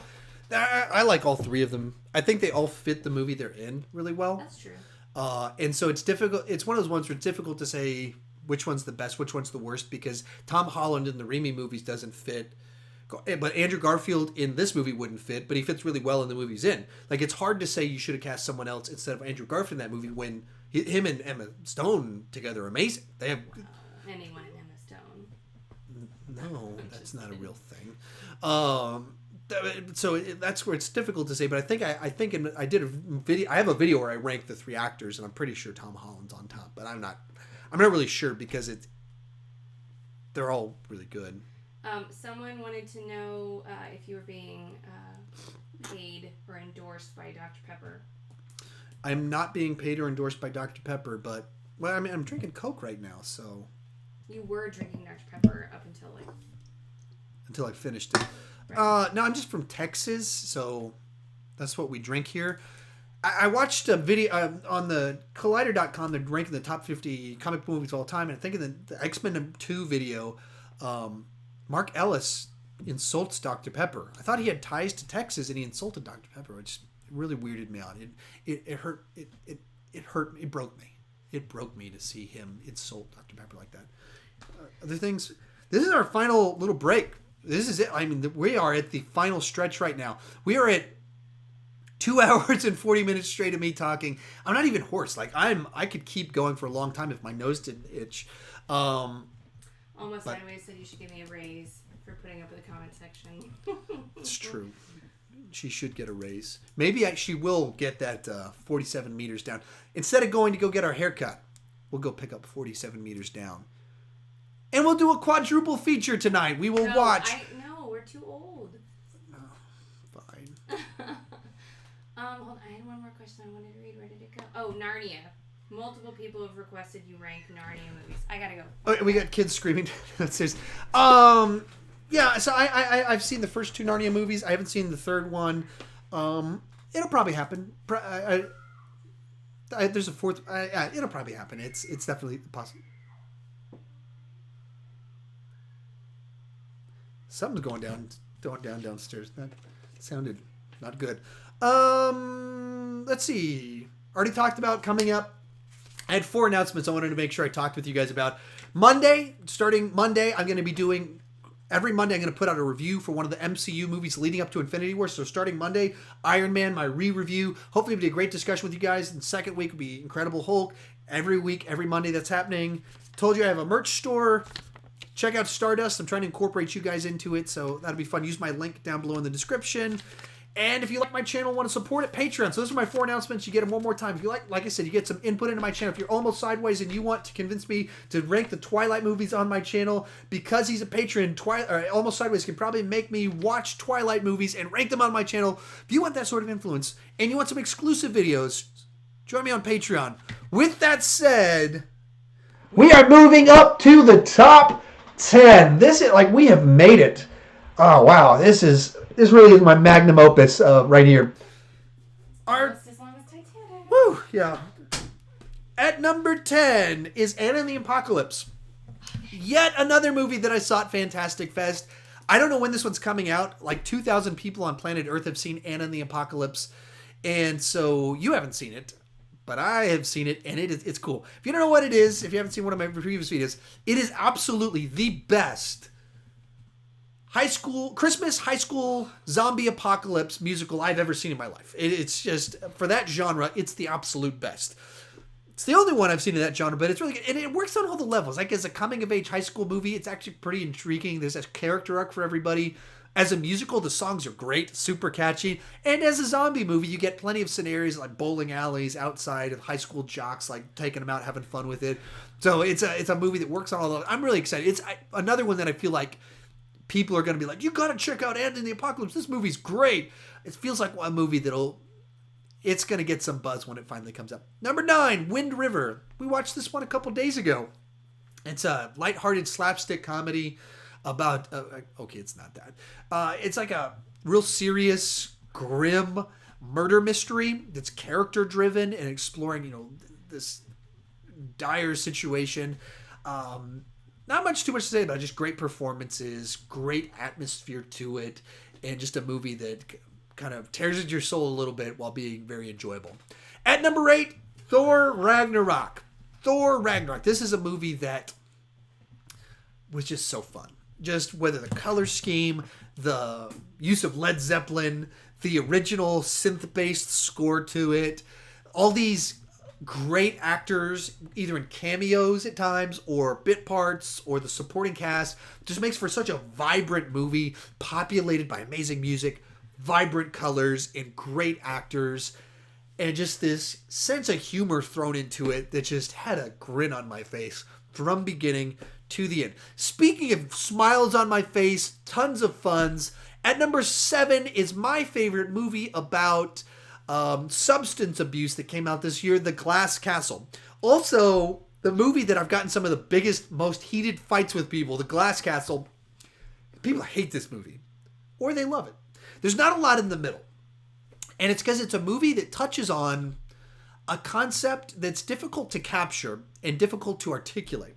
So I watched the movie as someone that grew up with an alcoholic dad, that my dad had amazing qualities and he had some horrible qualities. And I watched the movie, and this movie captured the confusing cognitive dissonance and the emotions and thoughts that some of us feel towards our childhood and our parents, in that there's some of these horrible things that happened that I have very positive memories about. I mean, really terrible things that my dad did that I'll tell people as comedic stories about my dad and this 2x4 and him hitting us with a 2x4, which I didn't realize was a story of child abuse until I was much older.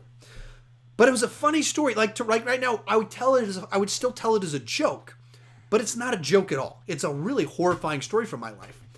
And that's what this movie is. And it's based on someone's memoirs, and it captures that very strange nostalgia that people have that come from a certain background. So some people see that movie and they see it as a nightmare. It's a movie celebrating an abuser, an alcoholic, celebrating alcoholism. And I saw it as something very different. And so it's a movie that moved me emotionally more than maybe any other movie this entire year. Go. Chloe? No. So So I actually wrote an article about it, and it got published in relevantmagazine.com, which is really cool that happened. So, yeah, it was a very neat movie for me. And even on Rotten Tomatoes, I think it's in the 50s. It's literally like, you could go either way on this one, whether you hate it. Like, several people I know, it's a bottom 10 for them. They think it's morally bankrupt, despicable, and I've got it as a top 10 for me. Number 6, Wonder Woman. I was one of those people that thought, if you want to know my mental state, in the middle of talking to you guys, I went, oh, my pin's on the floor. I better pick that up. And kept talking to pick up my pin. that's how my brain works all the time. Probably not a good use of time right now. But so I was one of those people like, oh, Wonder Woman, that's not a good idea. A lady wearing a American flag swimsuit that has a lasso and an invisible jet. I don't think that's going to translate well. And I was so wrong. I was so wrong. Even like, I actually got... Excuse me about that. My son's got a question. We'll talk about it after this one. It just seemed like a bad idea for a movie. And then they cast Gal Gadot in it, who... All I knew about her when they cast her was... She's the girl from the Fast and the Furious movie that goes, I can get his attention, and like walks up, like drops her towel and walks up to a guy in her swimsuit or in her bikini. Specifically bikini. And it like the shot starts with her butt and like... That was my knowledge of her, and then I like Googled her, and oh, she was a underwear model. Wonder Woman? Yeah, my son liked that one. Wonder Woman, this seems like an odd choice. I was wrong. She's great in it, and she pulls off the physicality of it. She apparently was in the Israeli military for a couple years, and she also just has an innocence and a charm that fits perfectly into the story that they were telling. Like, she brings that charm and innocence that the character needed. Makes for an amazing movie. Number 5 on our list is... Oh, excuse me. My son was going to ask a question. What was your question? Go to Daddy.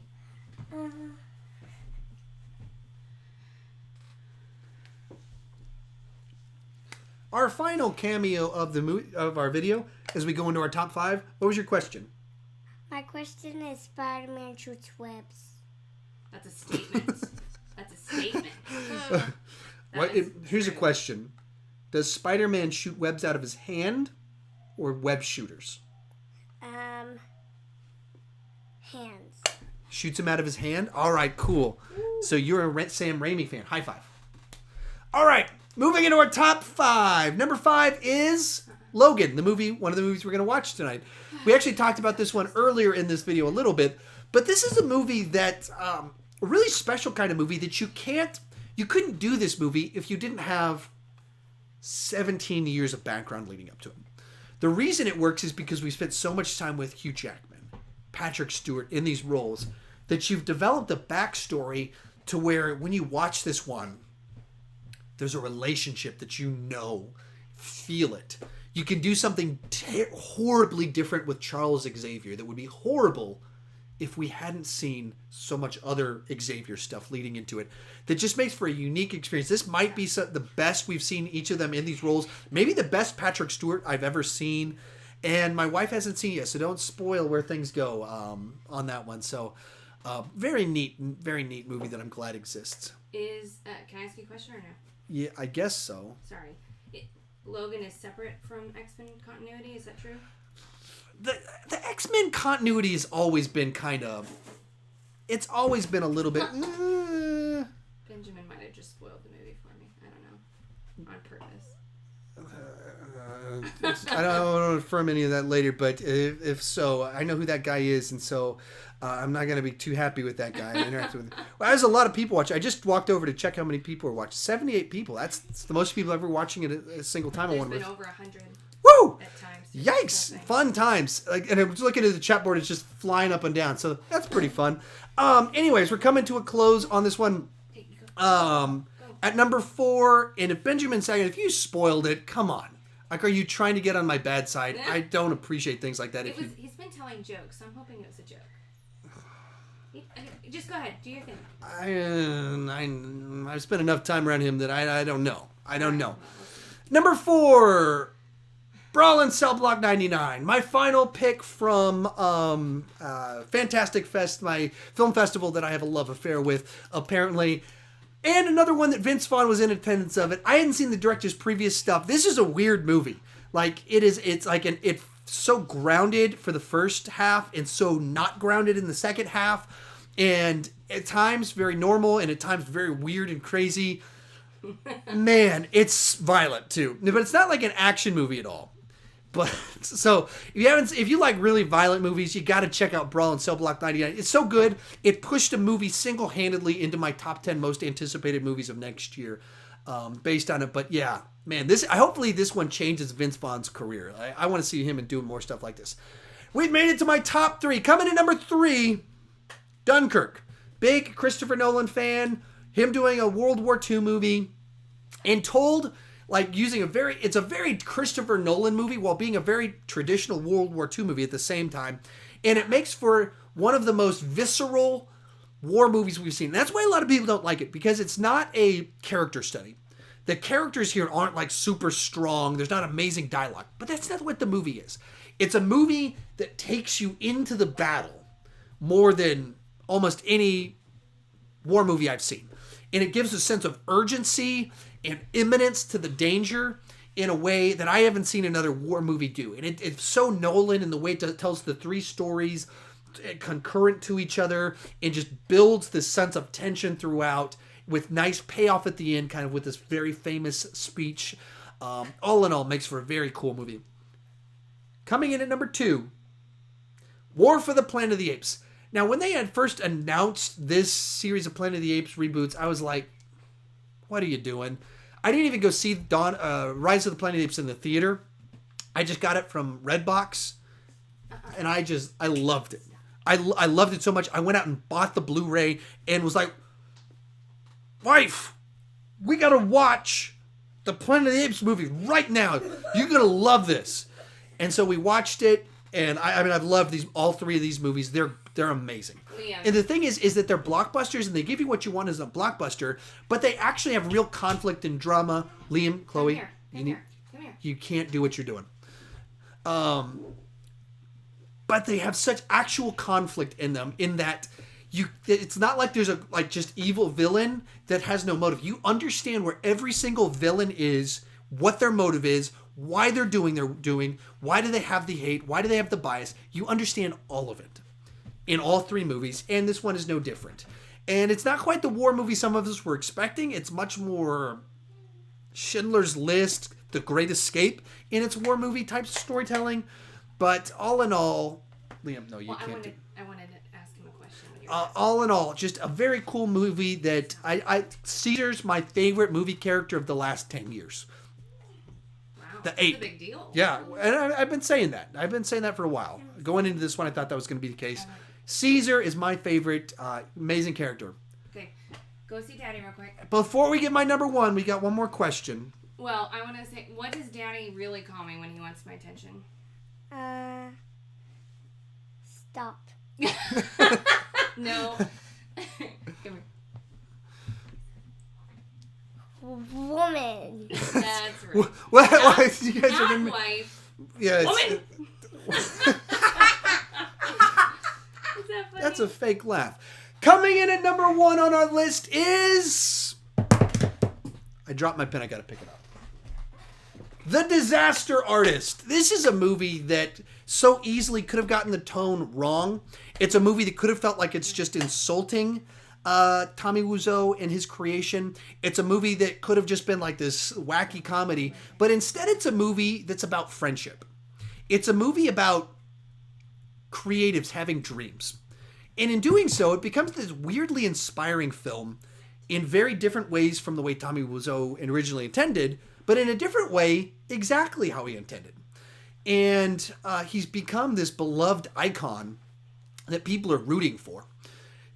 And so the movie just has this very strange way of being hilarious, inspiring, horrifying, all at once. And all in all, just a movie that is a great version of what it's trying to be. If you haven't read the book is equally as good. There's twice as much insanity that went into the making of The Room. It's not like the movie captures all of it. The movie's kind of like a summary of a bunch of stuff, but there's twice as much of insanity that happened. There's a bunch of stuff I'm shocked it's not in the movie because it's so weird and perfect for a movie. But the movie's not as inspiring. It's much more of a character study of like, why is Tommy Wiseau the way he is? What drives him? Who is this guy? Why is he doing what he's doing? Out. And so it makes for a very interesting read and companion. If you've seen the movie and loved it, read the book too. It's not like they're very much not the same thing. The book tells two different timelines. It's their growing friendship is one chapter, and then the next chapter is the making of The Room. Very different type of experience. And so if you like the Room or The Disaster Artist, definitely read the book. There you have it. We made it all the way to the end. We did this. 1 hour, 3 hours. I said 1 hour. No, it's not 1 hour. No. 2 hours, 56 minutes, and I'll hang it around just so we can make it to a full 3 hours. Question. Do they need to watch The Room in order to understand it? Oh, no. You should. You should. No. You're done, baby. You're not done. listening. You didn't obey. You're not listening. It's okay. You should watch The Room before you check it out. The Room has a lot of boobs in it. There's a ton of boobs in The Room. And that's the thing that a lot of people don't say about it when you got to check out The Room. In the butt. Yeah, and a lot of butt. The Disaster Artist doesn't have the boobs, but it's got all the butt that you get in The Room. So just so you know, going into it, if you get together with like 10 of your friends and nobody's seen The Room and they don't know what they're doing, you put The Room on, you get 4 minutes into it, and you'll have like the most awkward 5 minutes of your life. 4 minutes into it. But you don't need to see The Room, but I would highly recommend seeing The Room before you see The Disaster Artist. But the movie just works in and of itself. Other questions? Well, I just answered. They were asking what my favorite movie. All right, yeah, we got to do some. What's your least favorite movie of the year? It Comes at Night. It Comes at Night. Yeah. So the one she walked out of, It Comes at Night, was her least favorite. Biggest surprise. I don't know.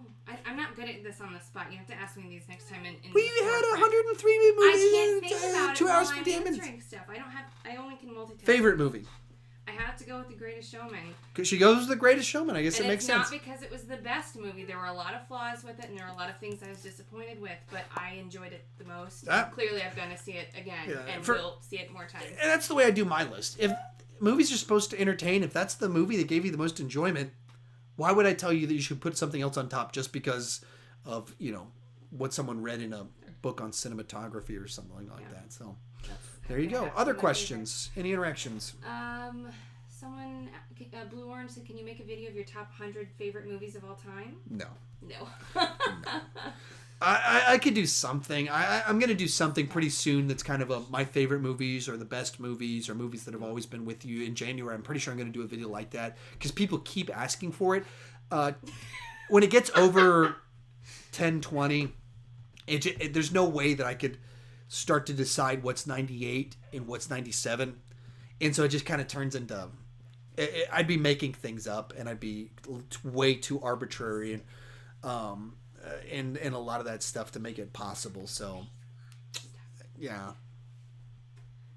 there you go. Yeah, so I couldn't do it at 100. I have to do a shout out for Kelly Marie Farrell. She has been posting the funniest jokes, like totally my sense of humor. So she said, I did not vote for the disaster artist. I did not. There's some other good ones in there. I won't read them, though, but she's cracking me up. That's so good. if you've heard me cackle in the background, I apologize. It's Kelly's fault. All right. Other comments? I'm looking. They're still trying to get buzz on the Emoji Movie that's been making reappearances this whole time. Do you have a favorite games list? No, I don't.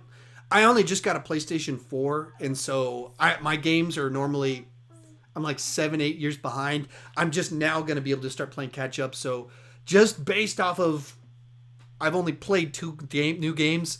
I'm going Star Wars Battlefront and 20 seconds. Sorry.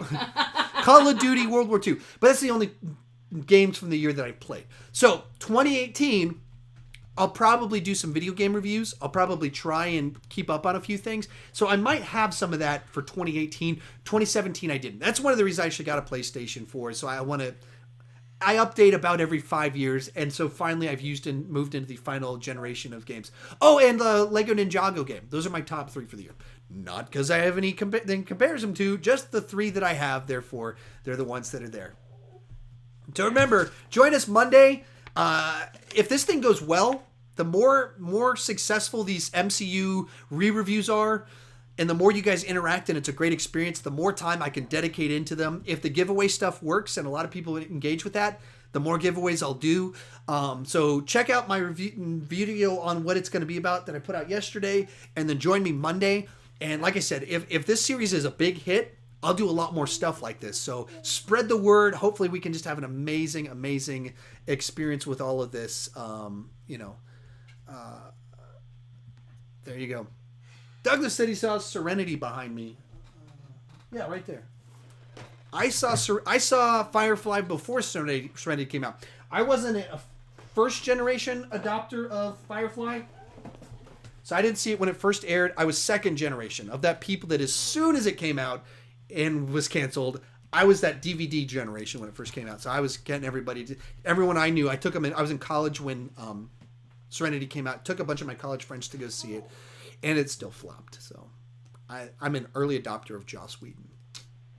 Second generation early adopter of Joss Whedon. Other questions? I think you should cut it. You're at 301. At 301. And we just had a big jump, and then we're up to 69 people watching live right now. Thank you, all of you, so much for tuning in for my magnum opus. I can't believe this actually worked. Technology seemed to happen. You guys tuned in for it.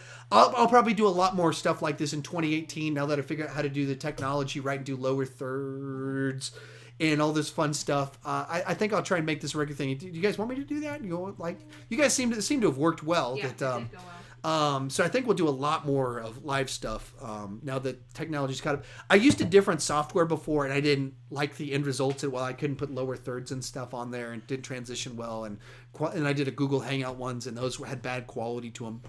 So I seemed to be really happy with the way this one all worked out for me, and I can produce it for myself and do my graphic swap-a-doodles.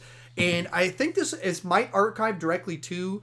Man, I'd be so. If we're not able to get this one up for replays afterwards, I'd probably break down and quite YouTube. But I've got a second thing recording, so this should be up for people to view later on. And if you missed kind of the list, if you're tuning in just right now, we're done. I've made it through all 103 movies. Lost my mind a little bit, but I haven't lost my voice. Maybe I will shortly. Hey, Liam, good news. What? Everyone told me they don't want me to cut my hair. That means we're not going to take you to go cut your hair. He needs a haircut. Why would you say that? I'll straight razor shave him. Mm. What is it, boy? I want a question. Oh, you got a question? Liam, right now 67 people are watching you. Push the subscribe button or push this button.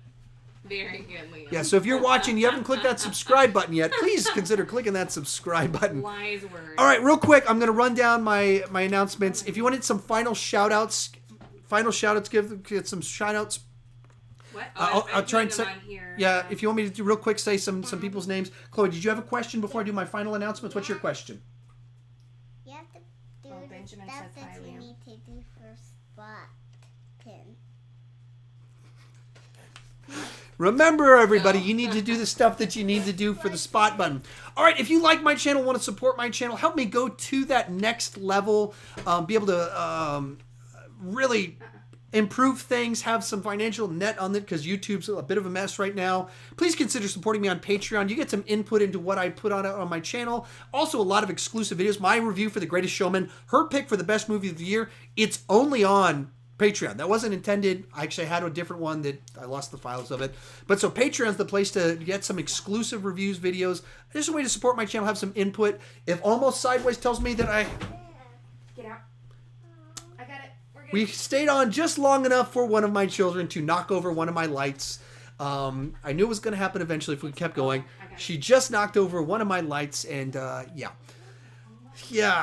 that just happened. Anyway, Patreon, support me over there if you like my channel. Also, download the Stardust app at the link down below. Record your interactions, tag me in them, and possibly you can appear in a future video if you like that. I got a merch store. If you want my face on a shirt, I don't have them yet. Mine are still in the mail. I ordered a couple shirts, a coffee mug, a sticker. I'll start wearing them in my videos. But if you like my channel, want to support it, want some Sean Chandler swag, and by swag I mean stuff people that buy get, check out my merch store. The link's down below. And also Monday. I'm starting my re-review series of the MCU Iron Man every single Monday leading up to Infinity War. I'm going to be reviewing those Marvel Cinematic Universe movies. I want you to join in. Let's make it a big hit. I want to do more of those, more series like this, but it's got to be a big hit for that to happen. You got some shout outs for me? Lots of them. Can you just take my computer and read them? Or no? Starting with Rachel. Rangel. Sorry. You want me to do it? I'll just do it. Yeah, if you give our shout outs. Rangel Meadowdeep. I hope that's right. Sorry. Arkham Knight. Noah Rawson. Zach Dragon. Oh my. Bakugan Slayer. Sorry. Don't have any idea how to actually pronounce that with all those X's. John Hoppola. Evan Sarah V. Amber Clifford. Sierra Tequila. Goodbye, Blue Orange. Evan V. Goodbye, Nebula. Oh, I already did that one. Sorry. That's all I've got. All right. I got one more Oh, question. Benjamin. Yeah, Sagman. Benjamin Sagman, you might be on my bad list, depending on He's your... not. He told me he didn't really ruin it. Okay, good. You're not on the bad list. You scared me there for a little bit. I get really nervous about them spoilers because I managed to not spoil it to her for a Julio while. Sanchez. I got one Julio more Sa- question. One more thing, and then I'll do my normal final... It feels weird to end this because it's like this thing that's been going on for so long that how do you end it right and land the ship properly? See you next time. Oh. So he's going to ask an amazing question, and then I'm going to do my spiel, and we're going to close this out. I ordered some Lego figures. Oh, yeah, we Yeah. looked at some Lego figures. Yeah, we looked at some Lego. He learned how to use Google about 2 weeks ago. So he was like, he knows how to spell like 5 words. So he wrote Lego, Batman, in Google, and he saw pictures there, and it blew his mind that was a thing. Well, And if you're new to my channel, please consider clicking that subscribe button. I do movie reviews, TV reviews, ranking videos, and today I just hit a 3+ hour live stream when I talked and didn't lose my voice. And so maybe we'll do more of these. If this is successful and people liked it, we will do more of these exciting videos in the future. But I don't want to just talk about movies. I want to talk about movies. So join me down in the comment section so we can have a nice lively chat if you're doing this on the rebroadcast of it. Also, download that Stardust app so I can see you on Stardust and interact with you on there and maybe put your pretty face in one of my future videos. Join me on Monday as we start off this journey to Infinity War where I review Iron Man and re-review it. I'm really excited about that one. I'm going to rewatch that movie tonight, not with this guy because the wife says that some of it's inappropriate. And as always, thank you so much for watching. Oh, one more? Yeah, no, just cut it. We can do more This next is it. time. This It's is the last thing. These people are going to go crazy. It What's your is question? nighttime, and I ordered some Google. Something like that. Weird note to end on.